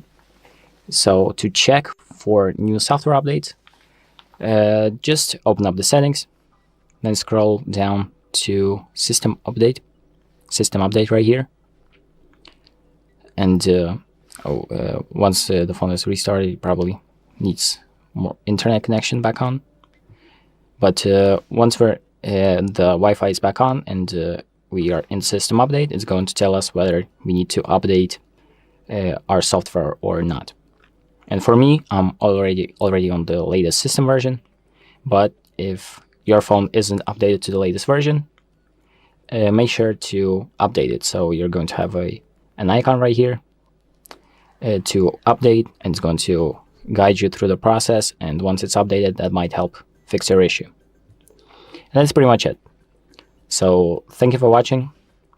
I hope this video helps you, and make sure to like and subscribe. Hello, in this video I'm going to show you how to take better pictures on a Vivo V60 Lite. Okay, so let's open up our camera app, and in here I'll show you which things you can use to get better quality of your pictures also. Let's begin with the photo mode. Let's open up the settings first. Always highly recommend to enable the HDR. Thanks to that we'll have the best quality. And also what I really like to enable is the shake reminder. Thanks to that we have this ball in the middle, and you can see when I'm shaking my phone too much, it is shown by this animation in the middle. We have this circle and this small ball. When everything is fine, when we are holding our phone steady, the color is changing into orange, and that's like suggestion to us that that's the moment when we should take the photo. Also, we have the level. It shows us are we holding our device steady. We have this line in the middle, and when we are holding our phone steady, it also turns into yellow. I hope you can see it. All right, now. Okay. Also, we have the grid lines, also really useful thing. We have that grid right now on the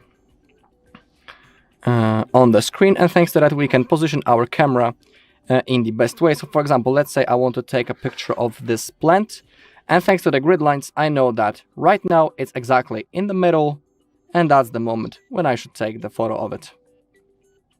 Pretty simple thing, but really useful, worth enabling. Okay. Now let's go into the night mode. This mode of course is the best for taking photos at night. I highly recommend using it when it's dark outside. Also, it's really worth to tap on the screen before taking a photo to simply gain the focus for the best quality. Thanks to that, our photo won't be blurred. Also, next to it we have the manual exposure level slider. You need to tap on the screen, and then if you move on the screen using your finger to the downside, I have lowered the exposure. When I go to the upside, I can increase it. It is really worth using. For example, if you're taking a photo when it's really dark outside, we have dark surrounding, it's always good to manually increase the exposure a little bit to simply create a better photo. Same thing in the opposite situation. When it's really bright, we should lower the exposure a little. Okay. Let's go to the right side into more. We have 50 megapixels mode. Thanks to that we have the highest resolution, but be aware that in this mode we are not available to zoom, but we can still gain the focus and change the exposure level. So that's the mode in which we should take photos. Also, when it comes to the zoom levels, you should avoid using high zoom levels because it will only lower the quality of your photo. What I always do, and what I like to prefer, is to use 1x or the 2x zoom and move simply physically closer to the object that you want to take a picture of instead of using the digital zoom. Simply use your feet to zoom with your feet. Oh, let's call it in that way. it's much better, and it won't ruin the quality of our picture. We also have the promote, also really useful thing. In here, if you don't know what those things are, you can always click on the information button, and you can read that we can change the exposure level, the ISO, the shutter speed, white balance, autofocus, and the manual focus. If you want to change some of those values, simply tap on one of it, and then all of those bars appear, and we can select everything before we take a photo. Really a useful thing. You can see how everything is right now changing on our screen. It's really worth to spend a little bit of a time to simply know and get with those features. If you have accidentally clicked something, don't worry. Click the restore button right in here, and all of the default values has been now applied once again. Really useful thing. Alright, and that's all in this video. Thank you all for watching. If you found this video helpful, please leave a like, comment, and subscribe. Welcome. In this video, I will show you what to do if you cannot unlock your Vivo V60 Lite using your lock screen pattern.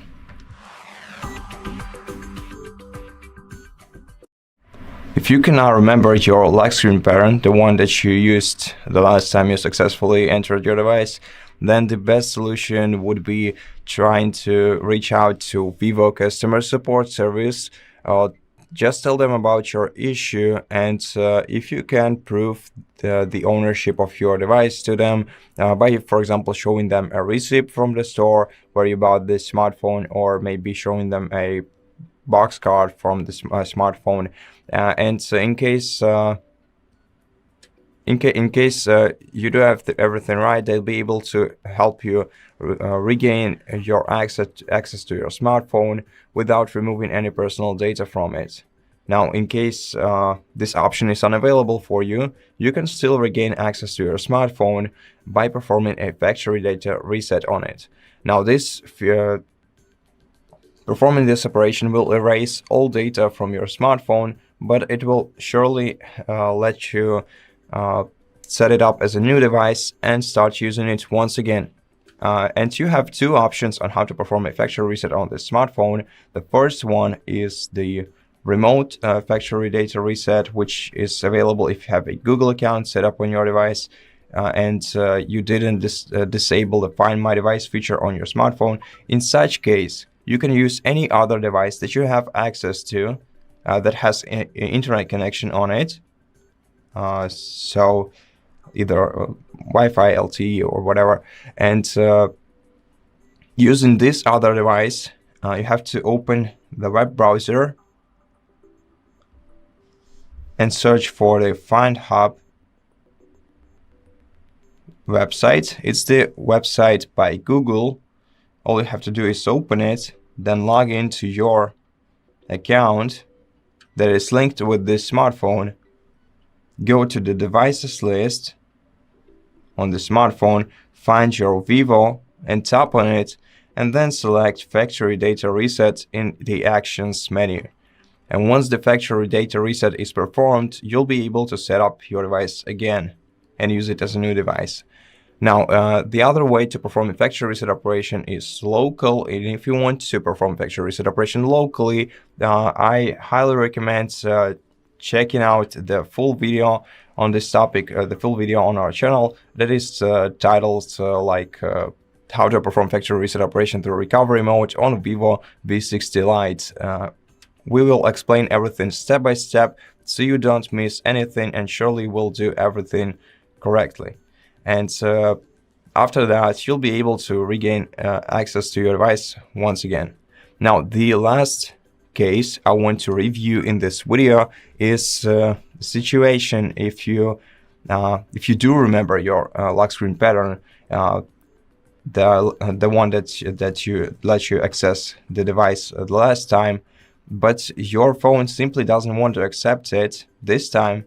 then maybe it's because of some third-party application or some background activity that is interrupting your unlocking process. That is basically affects the way that your lock screen behaves.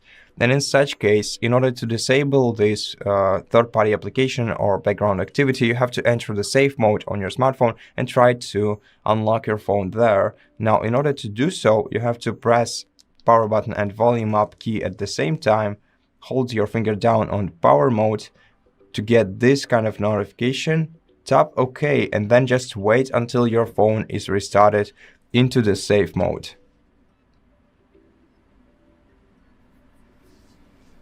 Now, once your phone restarts and you get into the safe mode, you will see the safe mode indicator in the bottom left corner of your device's screen. Now try to enter your pattern, and if you succeed this time, then before you start figuring out what application could have caused this, go to Security and Privacy section, then go to Device Unlocking, select Screen Lock, provide your lock screen pattern once again, and then either select Swipe or None.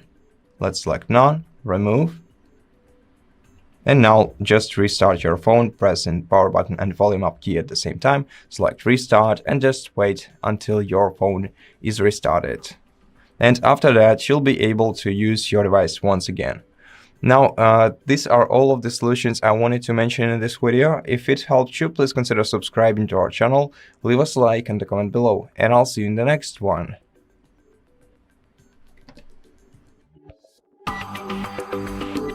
Welcome. In this video, I will show you what to do if you cannot access your Vivo V60 Lite using your lock screen PIN code.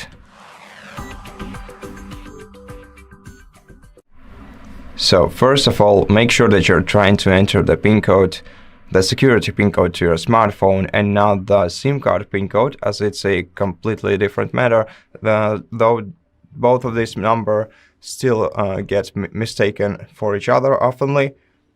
So make sure that you're trying to enter your security pattern, and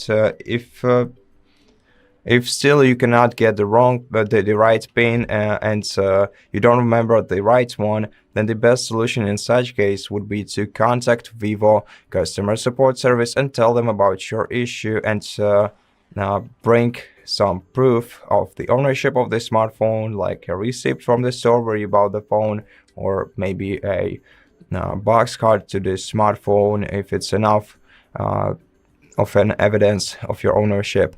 And if you do everything right, they will most probably be able to help you out with this problem and will let you regain access to your smartphone without removing any data from it. Now, if this option seems unavailable for you, you can still regain access to your smartphone yourself without any additional help.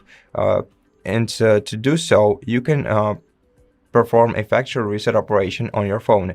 Now, this operation will remove everything from your device, but still, once the factory reset operation is complete, you'll be able to set up your device again. And now, to perform a factory reset operation on this phone, you can use either a local or a remote method. Now let me start with the remote one. Basically, all you need for that is have a Google account set up on your device, and hopefully you didn't disable Find My Device feature either during setup or basically manually in the settings on your phone. In such case, you can use any other device that has internet connection on it to open the web browser on it and go to the Find Hub web page. This is a service by Google. Once you enter the Find Hub page, you'll have to sign into your Google account that is linked with your smartphone. Then go to the device list and select your Vivo from the list. And then once you select the Vivo from the list, you're gonna have to tap factory data reset in order to perform this operation remotely. And once this operation is performed, you'll be able to regain access to your smartphone once again, as I said before. And the local method is performed through a recovery mode on the smartphone. So if you need some help with accessing the recovery mode, or need to know how to manage it properly on this phone, what combination of keys to use on this phone to enter it, we have all the answers in the dedicated video on our channel, which is titled how to perform factory reset operation on Vivo V60 Lite through recovery mode. So if you need that video, go ahead and check it out. Now, for this one, I still want to review one additional case. If you do remember the PIN code that you entered the last time when you successfully accessed your device, but you don't remember, oh no, but you cannot access your device with it this time, this might be caused by some third-party app or background activity that is affecting the way that your lock screen behaves right now. And sometimes that happens. And first thing you have to do in such case is try to unlock your device with the same PIN code in the safe mode. Now, in order to enter the safe mode, you have to press the power button and volume up key at the same time, then hold your finger down on the power off option until this kind of notification pops up on your screen. Tap OK, and wait until your device is rebooted into the safe mode.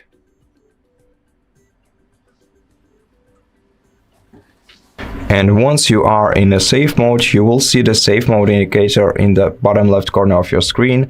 Now, before figuring out what kind of application could have caused this, and access your device using the same PIN code that you remember from the previous times. Then go to Settings, and in Settings, scroll down to Security and Privacy menu. Then go to Device Unlocking, select your screen lock, provide your PIN code once again, tap OK, and then either select Swipe or None. Tap Remove to confirm. And now just reboot your smartphone into the normal mode by pressing the power button and volume up key together. Select Restart and wait until your device reboots once again. And from now on, you'll be able to start using your smartphone normally again. So thank you so much for watching this video. If it helped you, please consider subscribing to our channel, leave us a like and a comment below, and I'll see you in the next one. Welcome. In this video, I will show you what to do if you cannot remember your lock screen password to Vivo V60 Lite smartphone.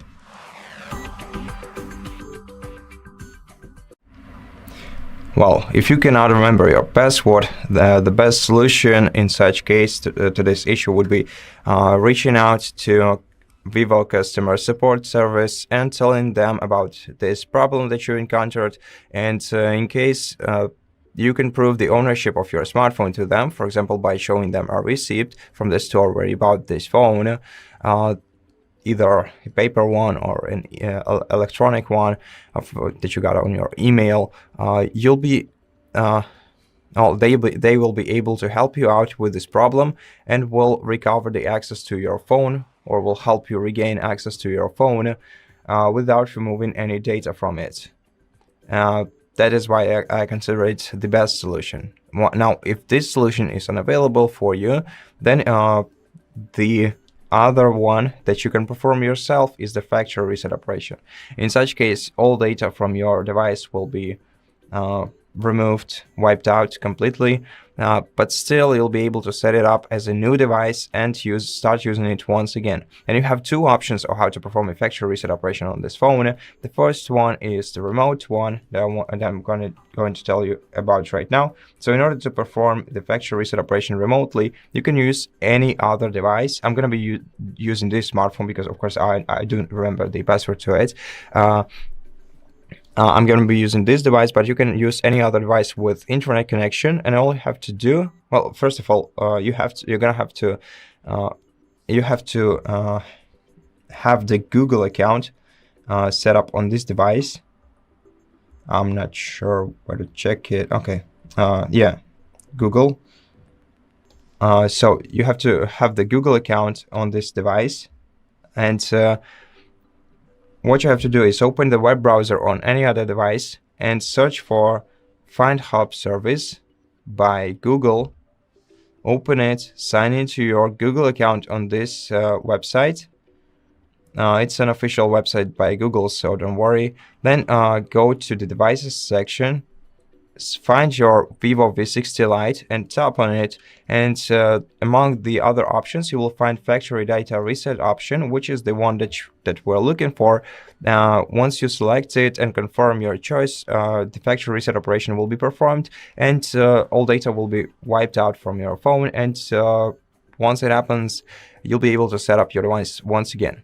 Now, the other way to perform a factory reset operation is a local one, and to do that, you're gonna have to enter the recovery mode and perform factory reset operation through it. And if you don't know how to perform factory data reset operation through recovery mode, you can check the video on our channel, and you're highly welcome to watch the video on our channel that is titled somewhat like how to perform factory data reset through recovery mode on Vivo V60 Lite. Yeah, so look it up if you need it. Then go ahead and watch it, and there we will explain everything step by step, so you don't make any mistakes, and surely we'll get everything right, and we'll get the access back to your phone once the operation is complete. Now, let me also mention one other case.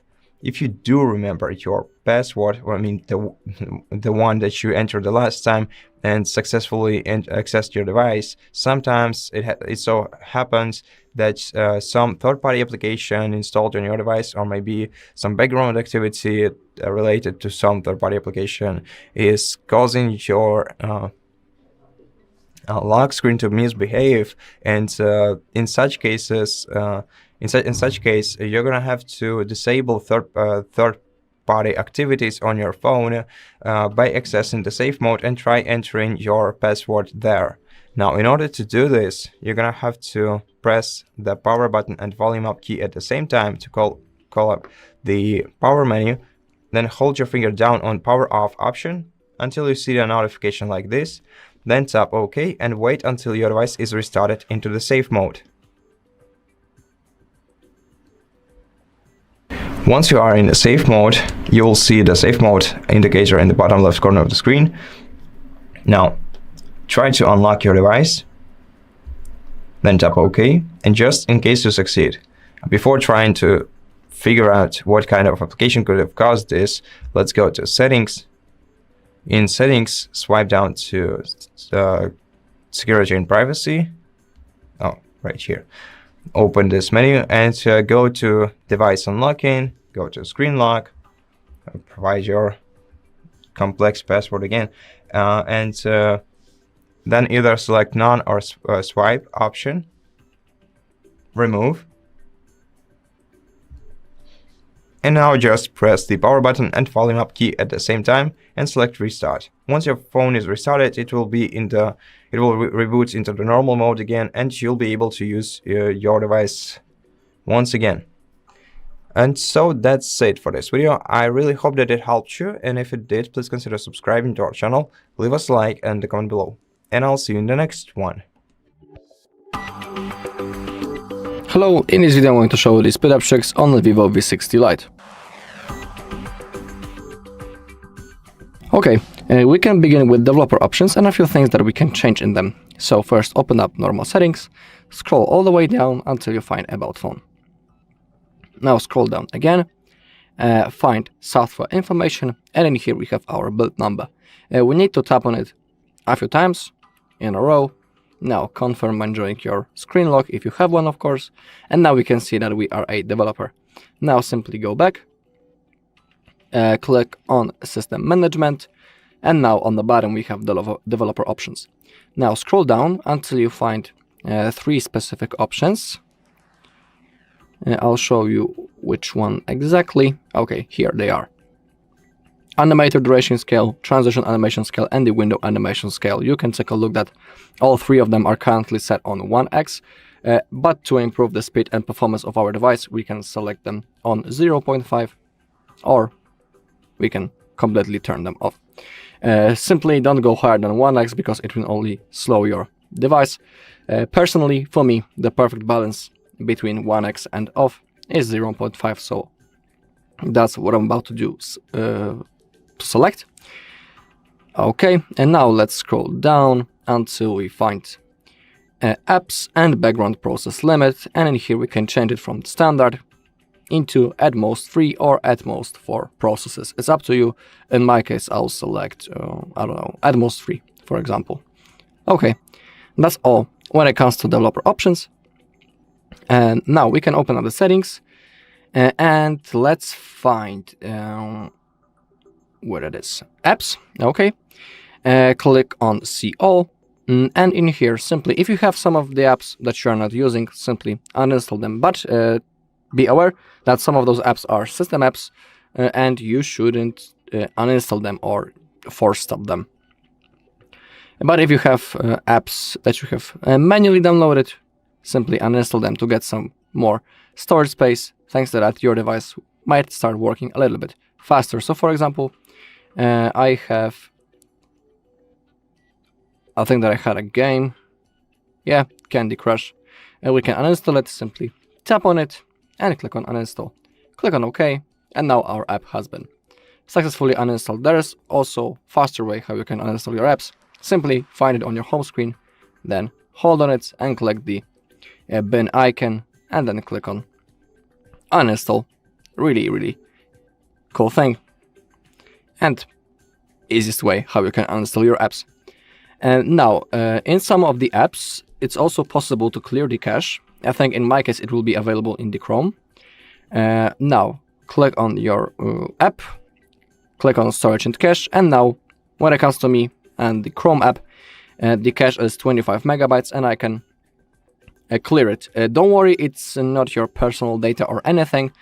Cache is basically junk files that are stacked when we are using our device, so we can simply clear that. Don't worry, it doesn't delete any of your data. Also worth doing from time to time. Now we can go back from the apps. Let's go into battery. No,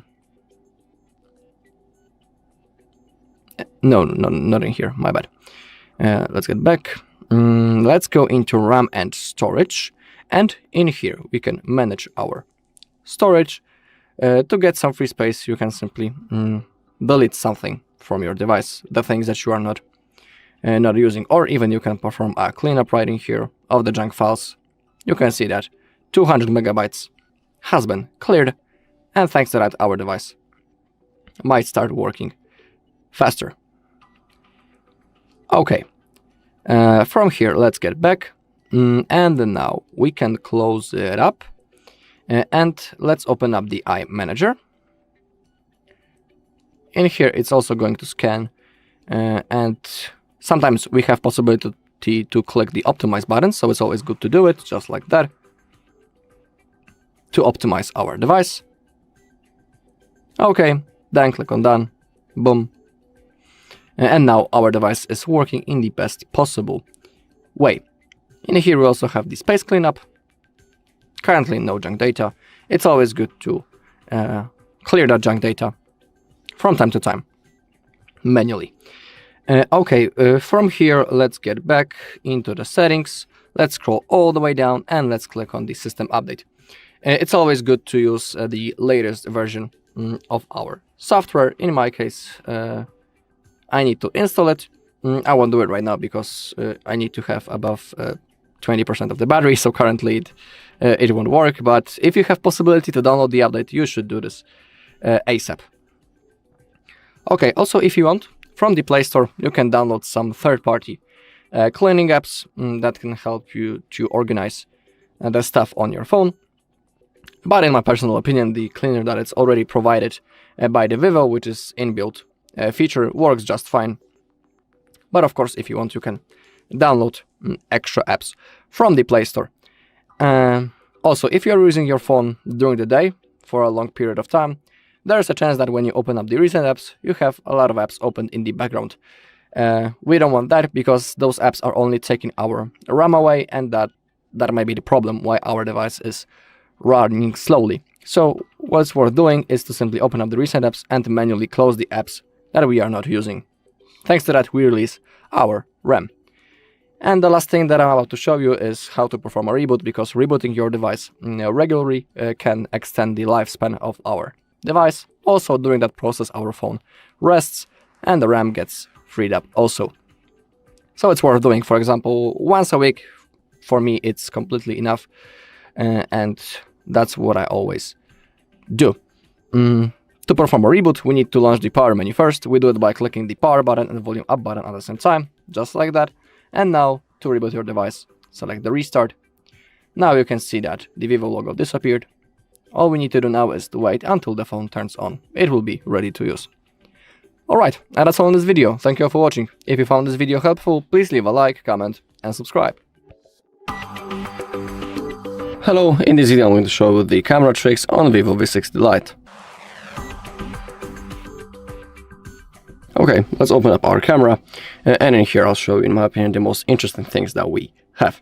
When we are in the normal photo mode, if you click on that icon next to it, in here you can apply some filters.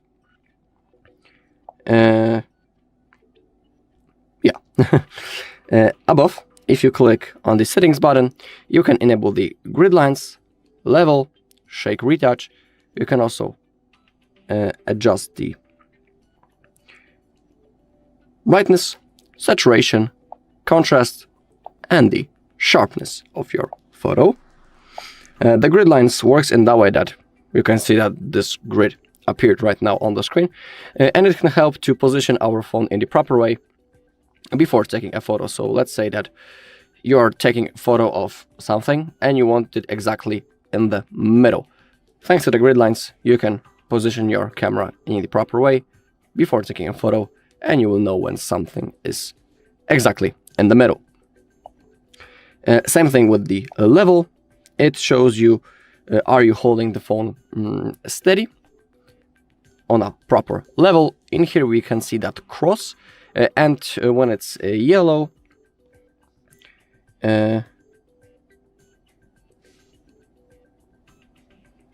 okay, right now, if you will compare it with the second crosshair in the middle, because we have two of them, one is yellow, one is white. If the yellow jumps in the place of the white one, that's the moment when we should take the photo. If you're holding your phone like that, we have this line, and when it's changing the color into yellow, that's also the moment when we should take a photo. I don't know, can you see it?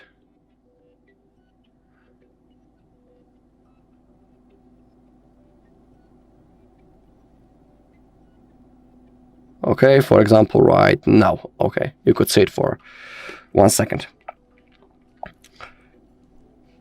Okay, as we go to the left side, we have the night mode, for example. This is, the best mode for taking pictures when it's simply dark outside.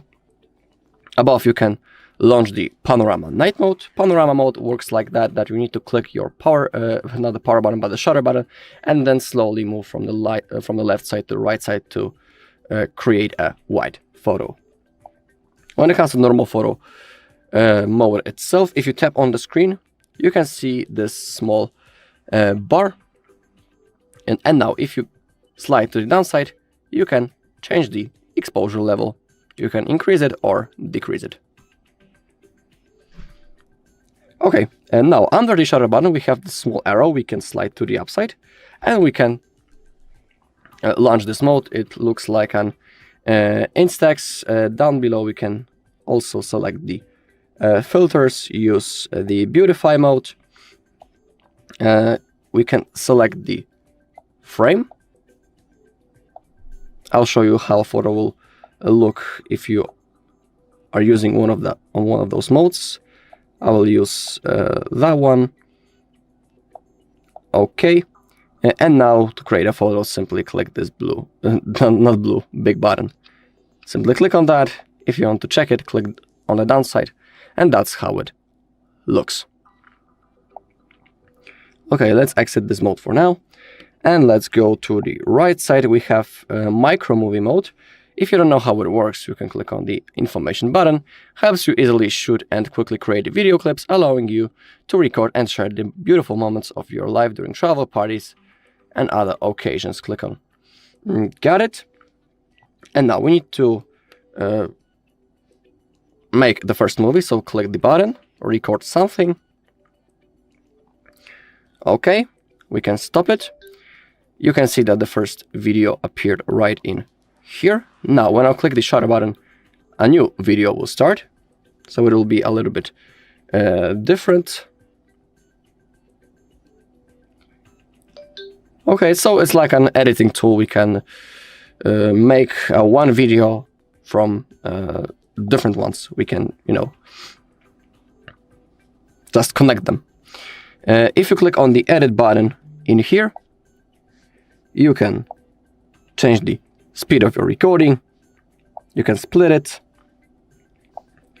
change the framing, and change the volume, and also trim the video. If you want to save the whole video, click that plus button, and here it is. You can also change the template. If you click on save, your recording will be saved. Pretty easy. Okay, let's exit this mode for now. If you click on more, we have, for example, 50 megapixels mode. In that mode, we have simply the highest resolution. The photos will have the best quality, but you need to be aware that in this mode, you are not allowed to zoom. So you just need to move closer physically to the object that you want to take a picture of. We have normal panorama mode. We have the Ultra HD document. Let me show you how it works. Simply take a photo of something. Oh, actually,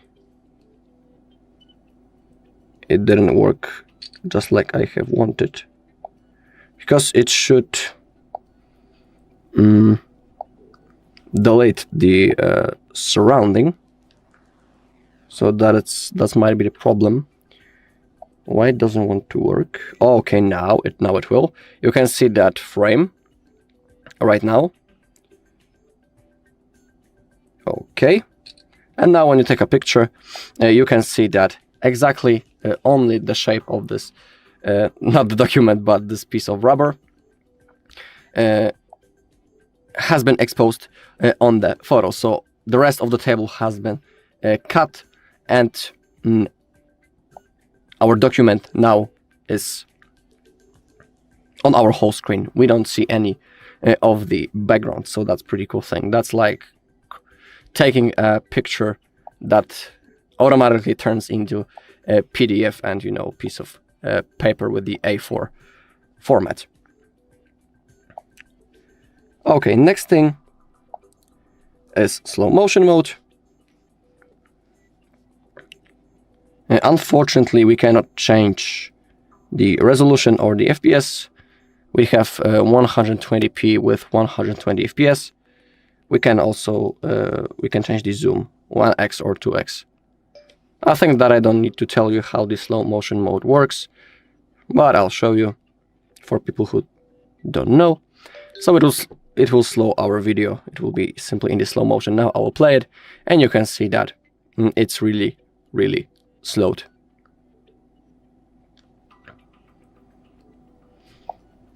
Okay.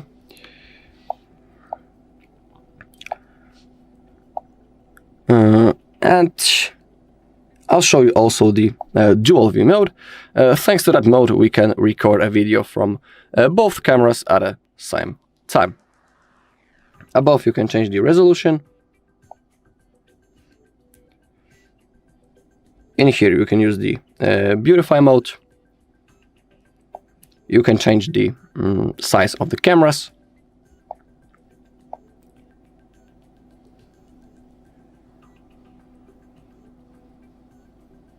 And if you click on that button, you'll switch the sides of cameras on the screen. Alright, and that's all in this video. Thank you all for watching. If you found this video helpful, please leave a like, comment, and subscribe. Hello, in this video I'm going to show you the productivity tricks on Vivo V60 Lite. Okay, first let's open up the settings. Now scroll down until you find accessibility and shortcuts, and I'll show you when it comes to multitasking. Those are the things that can boost the productivity in the best way. It's the split screen, small window, and the smart sidebar. Let's maybe begin with the smart sidebar first. So for example, it's right in here. Actually, let's click on that first. Make sure it's enabled. Now, to launch it, slide simply to the left side, and in here we have a list of apps. If you click on that arrow down below, of course you can edit this bar and add more apps, or for example delete those current from this bar and replace them with other apps. So for example, in here we have a list of apps that we can add into our sidebar.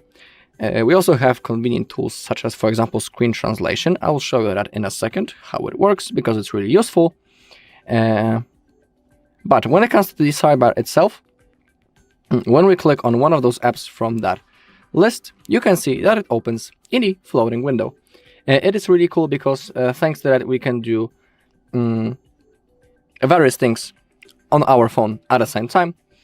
So let's say that we are, surfing on internet, and thanks to the floating window, we can quickly start counting something and also do other stuff on our phone. So it is really a cool thing. Of course, we can adjust the window, the size of the floating window.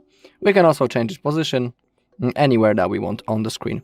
If you click on that icon, the window will be minimalized, and it will be sticked into the edge of our phone, of our screen. If you click on that, again, it pops out. If you click on the icon on the left side, it gets in the full screen. Pretty cool thing. Also, we can open up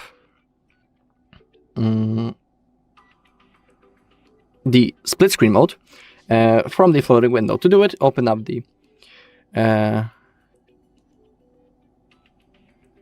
app from the sidebar, then place it on the top edge, release your finger, and now select the second app that you would like to use in split screen mode. For example, let it be Notes.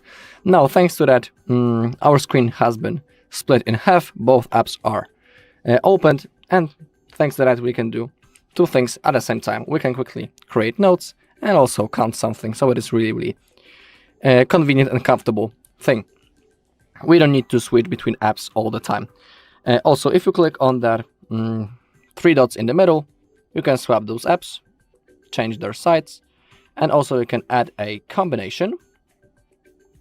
It will be like a shortcut. Click on Add Automatically, and now you don't need to each time open up, for example, calculator and notes each time, because you have just created a shortcut. Simply click on that and both apps open at the same time. Really cool thing. You can also adjust the size of the apps if you grab in the middle and then slide up or down. But remember, if you go too much, and only the one app will launch. So that's how it works. Really cool thing. Let me show you that smart translation that I was talking about before. Let's open up something, and now open up your sidebar, click on that arrow and click on screen translation. Thanks to that, we can quickly translate the text. Let's say we want to translate from English into, for example, some of exotic languages, something like that maybe. And you can see that it has been successfully translated.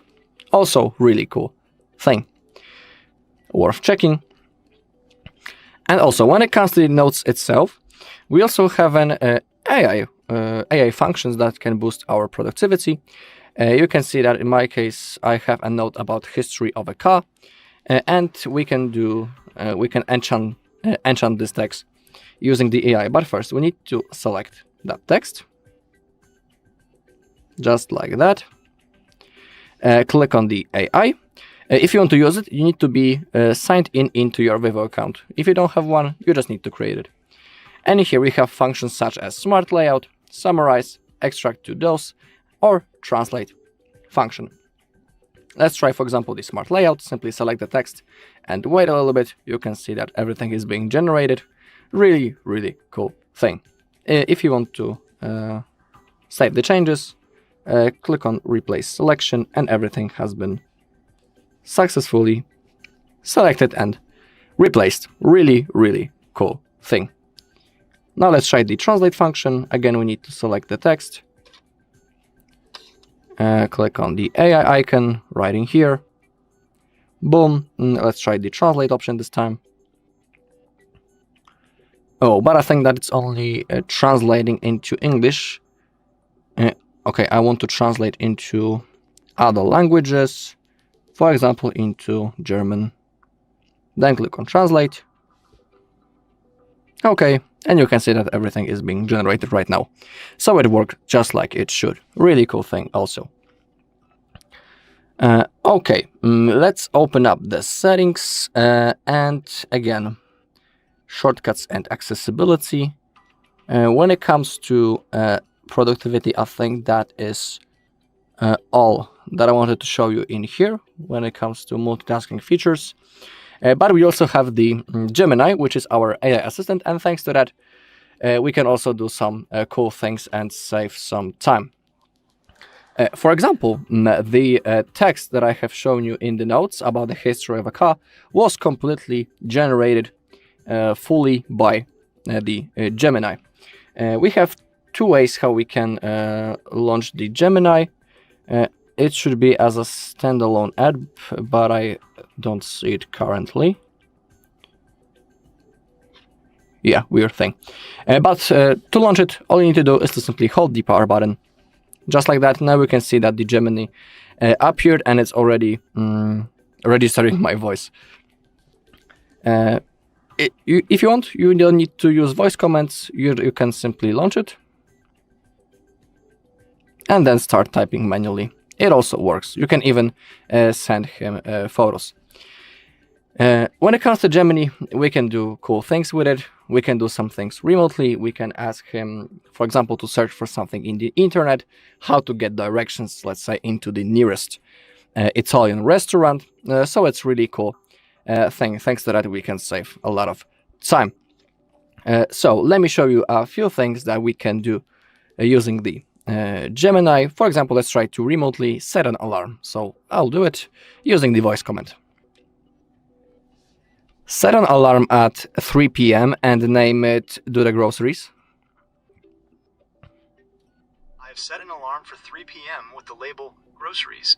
All right, now let's check it. Let's open up the clock app. Alarms, and you can see tomorrow, groceries, 3 p.m. It's enabled, so it worked just like it should. Really cool thing. We can, I don't know, we can save time, but it's really cool thing to do that. We don't need to simply do this manually. We can ask the AI to do the job for us. Let's try something else. We are planning a trip, for example, into France, and we would like to convert the our currency, let's say US dollars, into euros, and we would like to know how many euros we get after that convert. So let's ask the Gemini about it.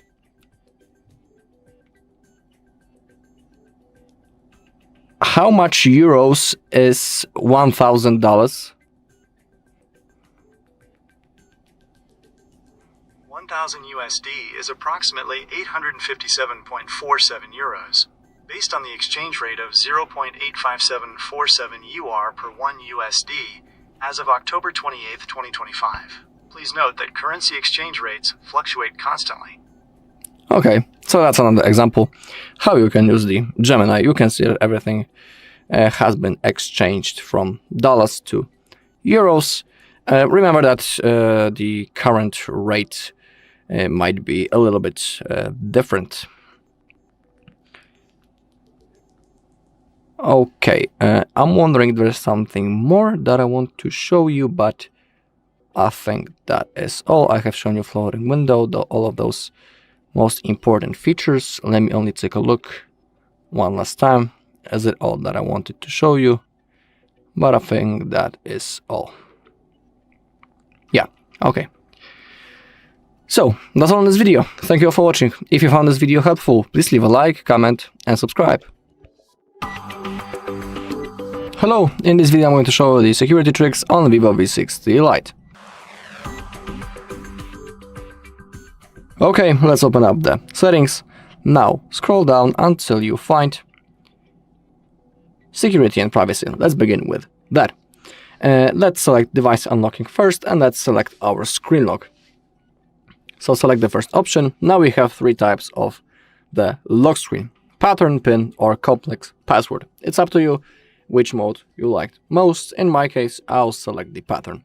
When it comes to pattern, we have those 9 dots, and to create a pattern we need to connect at least 4 of them. So simply create your pattern. If you would like to try again, simply click on clear.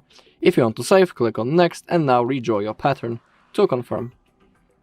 Click on OK, click on done, and now our lock screen has been set. We can also add the fingerprint and also the face unlock. I'll show you the fingerprint. Simply tap on that. Now verify yourself by typing the screen lock. Now click on enroll now. Click on agree.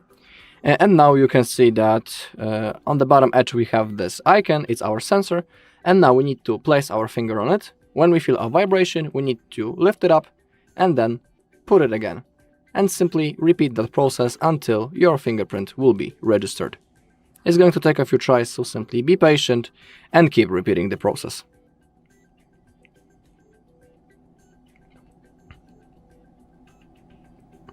You can also try to place your finger from different angles. Okay, fingerprint added. If you would like to, you can also add another one. To save, click on done.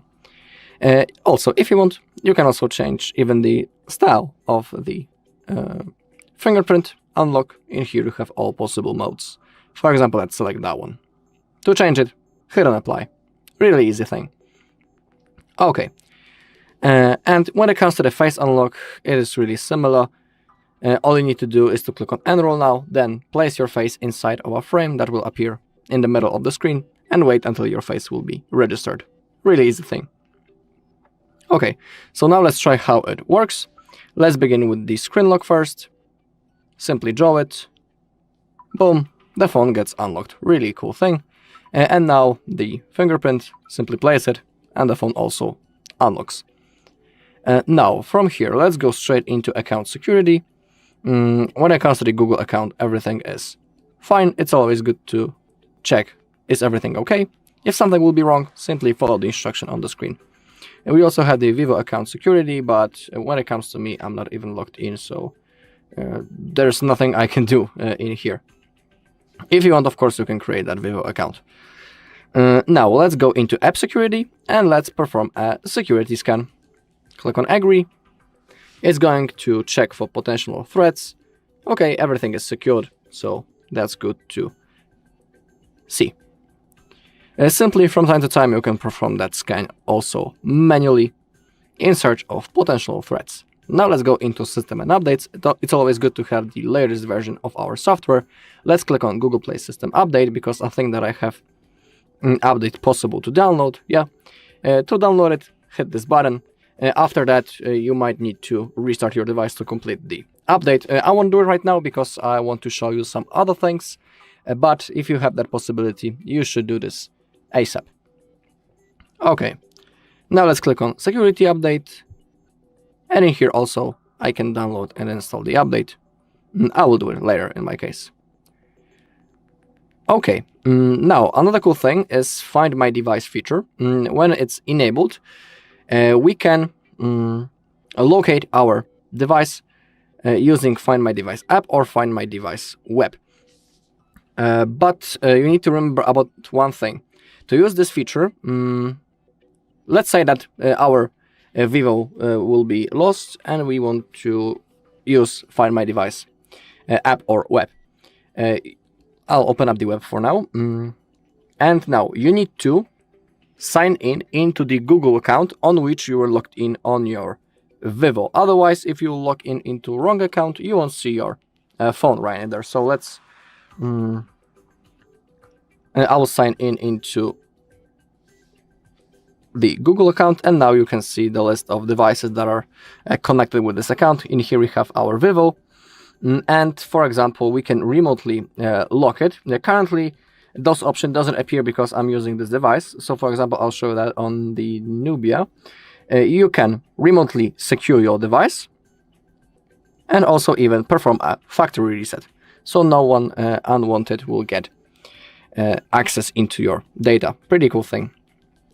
Really worth enabling. We also have the remote lock. We can enable that. If you want to use it, you need to have your SIM card inserted or eSIM activated. And now how it works. If your device gets stolen or lost, simply visit that page and then simply type your phone number and your device will be locked. So also no unwanted people will get access into our data. Okay, let me get back into security and privacy. Now, under more security settings, we have the not the extent unlock, that's not that. Let's get back, because I think that will be in here. Yeah, we have the app hiding, for example.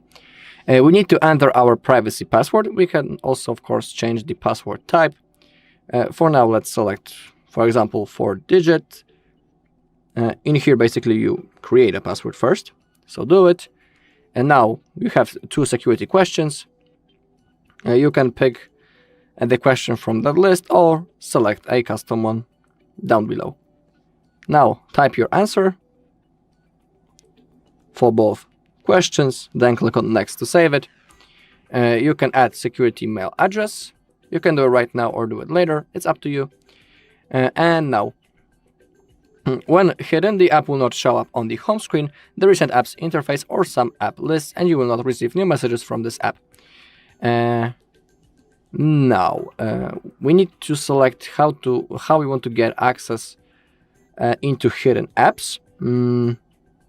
Let's select swipe up with 2 fingers on home screen to view hidden apps. And now, in here we have a list of all of our apps that we can hid. So for example, let's try to hid maybe YouTube Music. It's right in here in this folder, as you can take a look. And now let's try to hide it. So let's go into app hiding. We can also turn on the fingerprint unlock as a method. Pretty cool thing. Okay, let's enable that. Click on confirm. And as you take a look, it disappeared from the Google folder. And now the only way to get access to it is by sliding your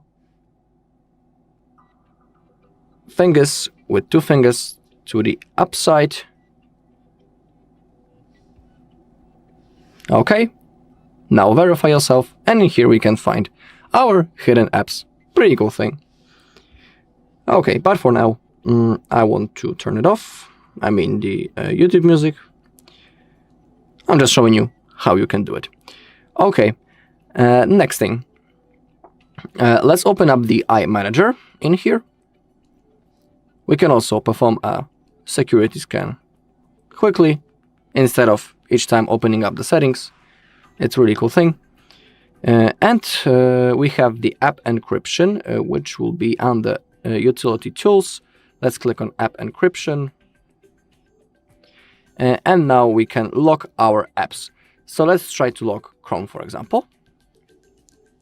And now when someone will want to open it up, boom, Chrome is encrypted, and the only way to get access to it, to open this app, is by typing or the password or by using your fingerprint. Really, really cool feature. And I really recommend you to try it on your own. I think that's all when it comes to that, to the coolest security features. We can also change the app lock time. After the screen is locked, after the screen is locked or app is closed, or 1 minute after the screen is locked or app is closed. You just need to simply select which mode you like most. But for a second, I'll get back into the settings and security and privacy. So I'll just make sure that I didn't skip anything. What's the privacy password actually? That's when it comes to app hiding. Okay. It doesn't matter.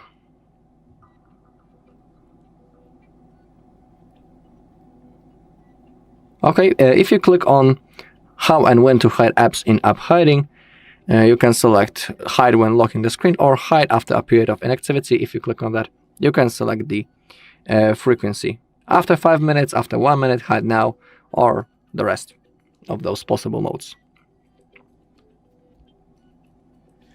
Alright, and that's all in this video. Thank you all for watching. If you found this video helpful, please leave a like, comment, and subscribe.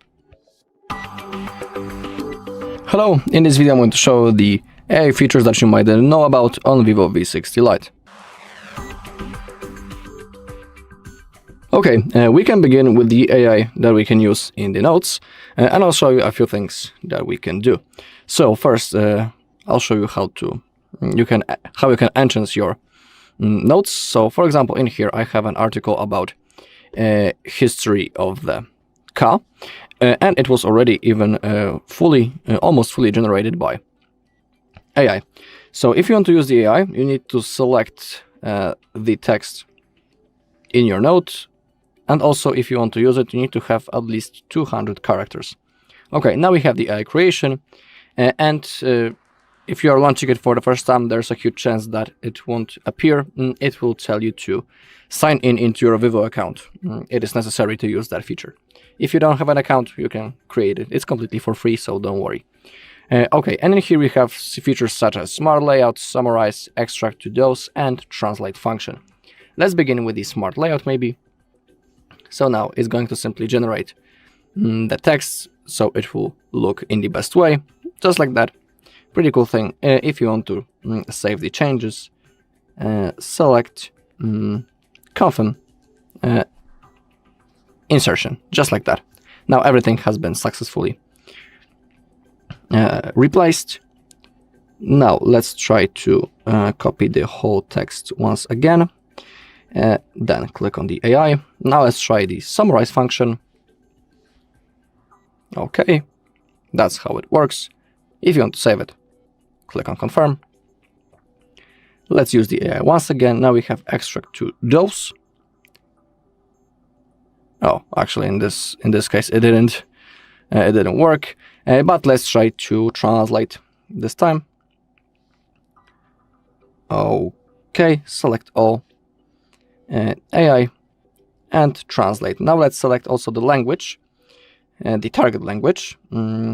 Simply scroll down. In here you have a list of languages that you can translate into. So let's try to translate, for example, into Spanish. Select the language and then click on Translate. And you can see that everything is being generated right now. So that's how it works. Okay, if you want to save, click on Confirm. That's how we can use the AI in our notes. Let's get forward. We also have the AI eraser when it comes to the photos. But first, let's create one photo, for example, of anything. Okay. I have just taken a photo. Click on OK. And you can see that, let's say we want to erase this logo right in here, which is laying next to the phone. To do it, click on the Edit button. Let me only adjust the brightness because it has increased a little too much. Now click on the Edit button. Now scroll to the right side, select AI Erase, and now select the thing that you would like to erase. You can also use the manual smudge function. But in my opinion, a smart circle, which is the first option, works much better. We can also remove people if they're awesome on the photo, and we can also erase the inflection. Erase inflection on the glass. You can see that. Now let's try to erase that. Simply select it. Okay. Now it's identifying the object. Now, if you want to erase it, oh, something went wrong actually. I want to erase it completely. Let's do it once again.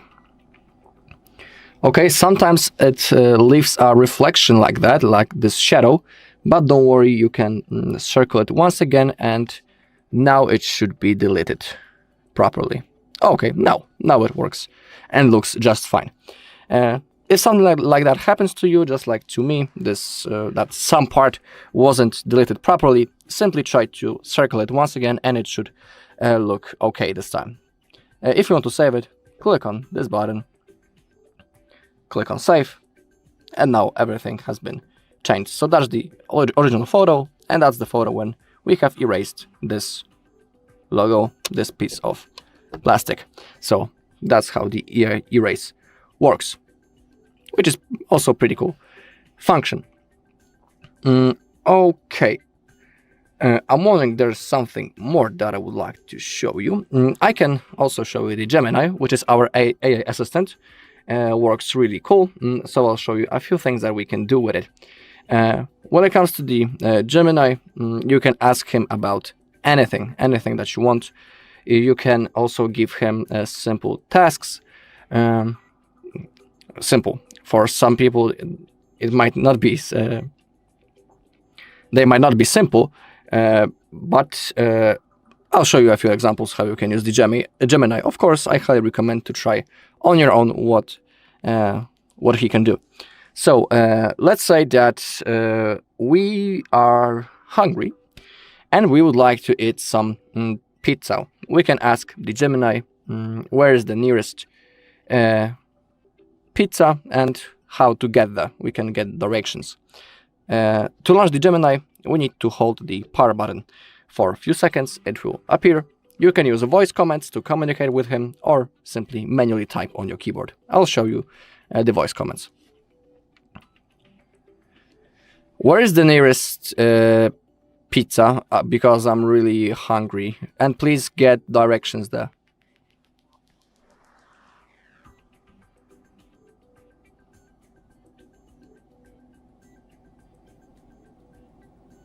I'm happy to help you find some pizza. The closest open pizza place near you right now is The Pizza. It's just 240 meters away, and the walking directions will take you about 6 minutes. The Pizza, address, Lubelska 16/LU7, 30003 Krakow. Rating, 3.6 star. Okay, enough of the reading. You can see that everything went successfully. We have the address and we can start our trip there. So that's how the Gemini works. Really cool thing. Let me show you maybe something else. One more thing.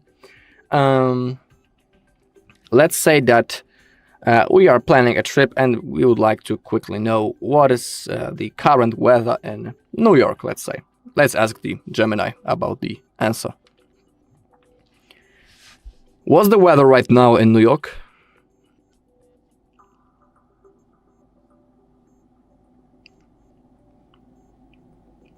In New York, United States, it's 12 and cloudy. Today, it'll be cloudy with a high of 12.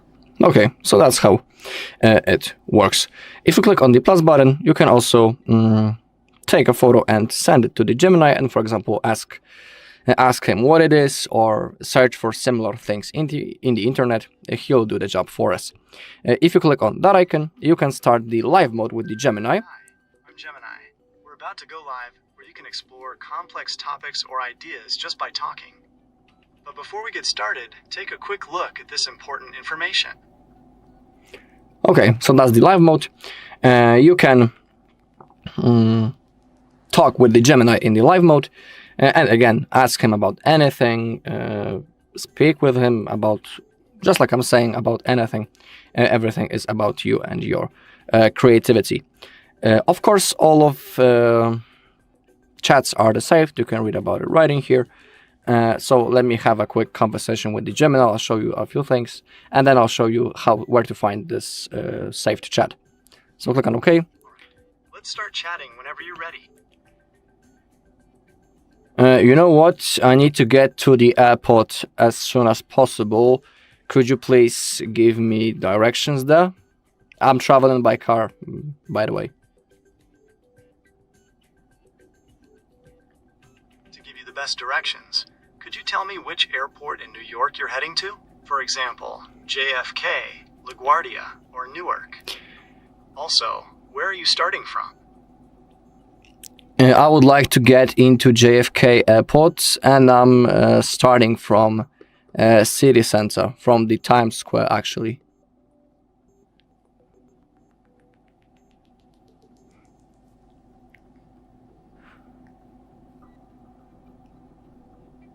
Hello? Got it. From Times? Hello there. How can I help you today? Yeah, let's go. Let's tell me about those directions, how to get into JFK Airport from the Times Square in New York.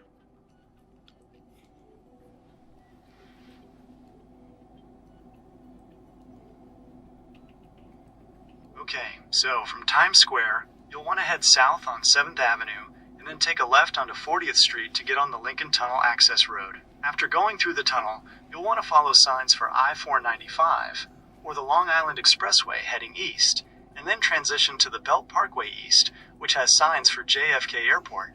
Would you like more details on the specific exits to... Okay, if you want to end it, simply click on X, and you can see that in here we have all our whole conversations, and we can, copy this whole text and, for example, paste it into Google Maps and then start our trip. Alright, and that's all in this video. Thank you all for watching. If you found this video helpful, please leave a like, comment, and subscribe. Hello, in this video I'm going to show you the top tricks on Vivo V60 Lite. Alright, let's open up the settings, and from here we need to scroll down a little until we find shortcuts and accessibility. Here it is, and in here I'll show you, in my opinion, the most interesting things that we have on our Vivo. Let's begin with the multitasking. We have those three things, three features: split screen, small window, and the smart sidebar. Let's begin with the split screen maybe.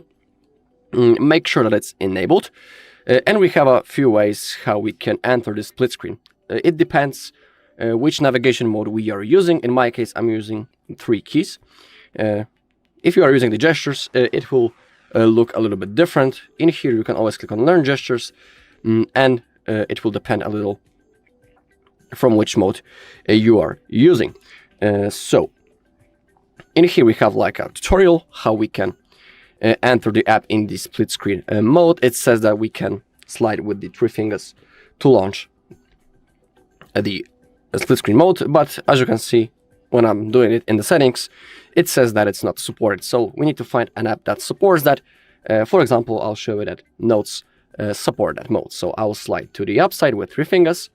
Okay, and now click on Got It. And now we just need to simply select the second app that we want to use in split screen mode. So, for example, let's select the calculator. And as you can see now, both apps are opened. On the bottom, we have calculator. On the top, we have our Notes. So it's pretty cool because thanks to that, we can do 2 things at the same time. We can quickly count something and then get back into writing our note. Saves some time. We don't need to, each time switch between the apps. They are open at the same time, so it's better for us. Now, if you click on those 3 dots in the middle, you can swap the apps. So now calculator is on the top. And let's say that you are using this split screen mode, I mean this combination of Notes and calculator really often. And, it's pretty annoying to each time, slide with the 3 fingers in the Notes, then look for the calculator. We can do it faster. We can add a combination. Click on Add. Now I will close my split screen mode. And you can see that on our home screen, a shortcut appeared. Now when I'll tap on that, both apps open already in the split screen mode. Pretty cool thing. And it also saves some time. Now, if you click, for example, on this bar, you can switch the apps or exit them. If you hold on those 3 dots, oh, not that, my bad. If you grab it, you can adjust the size of each window. So now, for example, let's do it in that way. You can see that now calculator is really small and Notes are much, much bigger. It works, of course, in both ways, but you need to be aware that if you go too much, when the color has changed into gray, now when I will raise the finger, the app opens in the full screen. Currently it's the notes. So that's how you can use the split screen mode. Now I'll show you the alternate way how you can enter it. So to do it, open up the recent apps, click on the small arrow, and you can click on split screen. And now you can select the second app. There is also the third way. To do it, we need to use our sidebar, so I'll show you that in a second. So now let's open up the settings. Once again, shortcuts and accessibility. And now let's go into Smart Sidebar and make sure that it's enabled. And I'll show you how you can open up the split screen mode in the third way. To do it, hold on the icon from the sidebar, place it on the top. Oh, actually, I thought that it will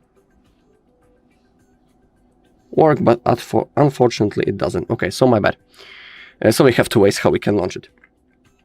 Let's go into our smart bar itself. You can see that in here we have some apps.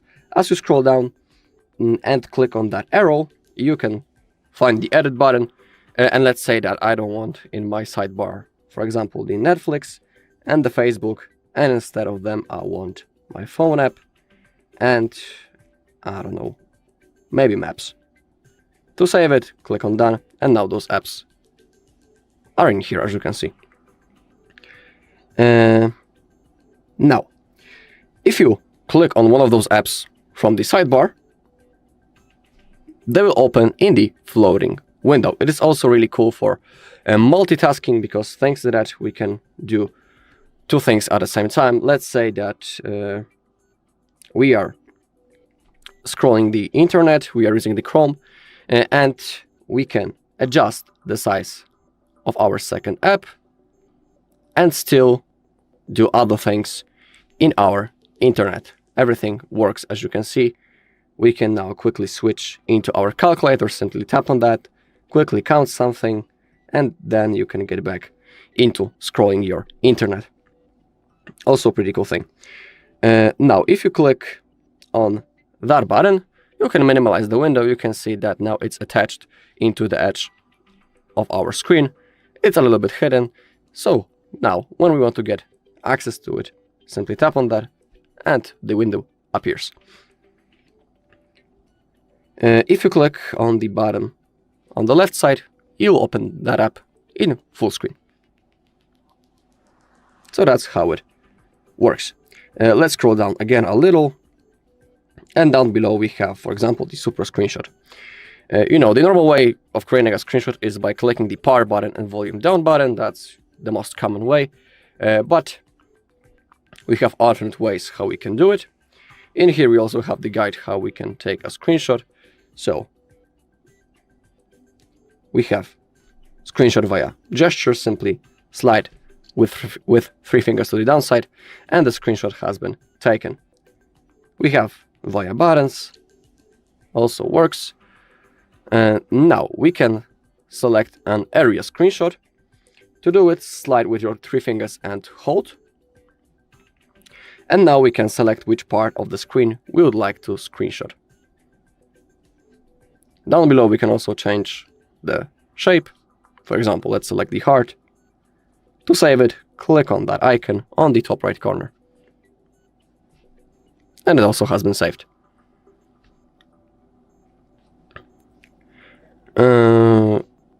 Okay, we also have the long screenshot. To do it, slide with three fingers, and in here you need to quickly click on long screenshot. Now it's loading, and it's slowly scrolling, as you can see. To save it, click on the save button. Pretty easy thing. Everything is, of course, saved in our gallery. So that when it comes to the screenshots. Now, down below we have the Smart Motion, we have Smart Screen on and off. If you tap on that, we have things such as pick up to wake, double tap to wake, keep scroll while viewing, or double tap to turn off. Let's select everything currently. And let's begin with the pickup to wake. So I need to turn off my screen. Let's say that our phone is laying flat just like that. And now we don't need to do anything to launch our screen. We just need to simply grab it, pick it up, and you can see that the screen has been automatically turned off. That's the first feature. Now double tap to wake, one of my favorites, really worth enabling. Again, our phone is laying flat. Let's say that we only want to quickly check out the hour or check did someone send us a message. To do it, double tap on the screen. You'll be able to see the notifications. Let's say that we have checked everything that we want. We double tap again and the screen also turns off. That's actually the last function, double tap to turn off, really worth also enabling. Turning on, I'm sorry. And the last thing in here, keep screen on while viewing. The screen stays on when the front camera detects you're looking at it. Really worth also enabling. We have the smart calling, smart answer, smart switch, and the smart mute. Smart answer works in that way that when it's enabled, now when we will lift up our phone and place it next to our ear, the call will be answered. The smart switch works in that way that during hand-free calls, we need to again lift up the phone to ear to switch to handset, and smart mute works in that way that when someone is calling us, we can cover the screen using our hand just like that, and the call will be muted. And the last thing in here is shake for torch. We need to be on our home screen or on the lock screen to launch the flashlight. Now I'll show you, I'm on my home screen, I will shake, and the flashlight launched. Unfortunately, we cannot turn it off using the same gesture. We need to do this manually. That's a little bit of a shame, but it works only in one way. And now let's try with the lock screen.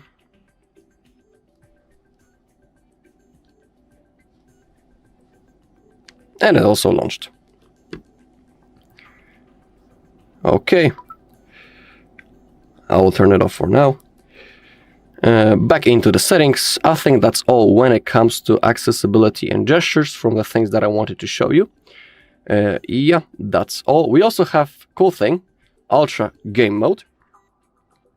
But I'm wondering, did the game already download it? Unfortunately not. So maybe I'll try it in the Candy Crush.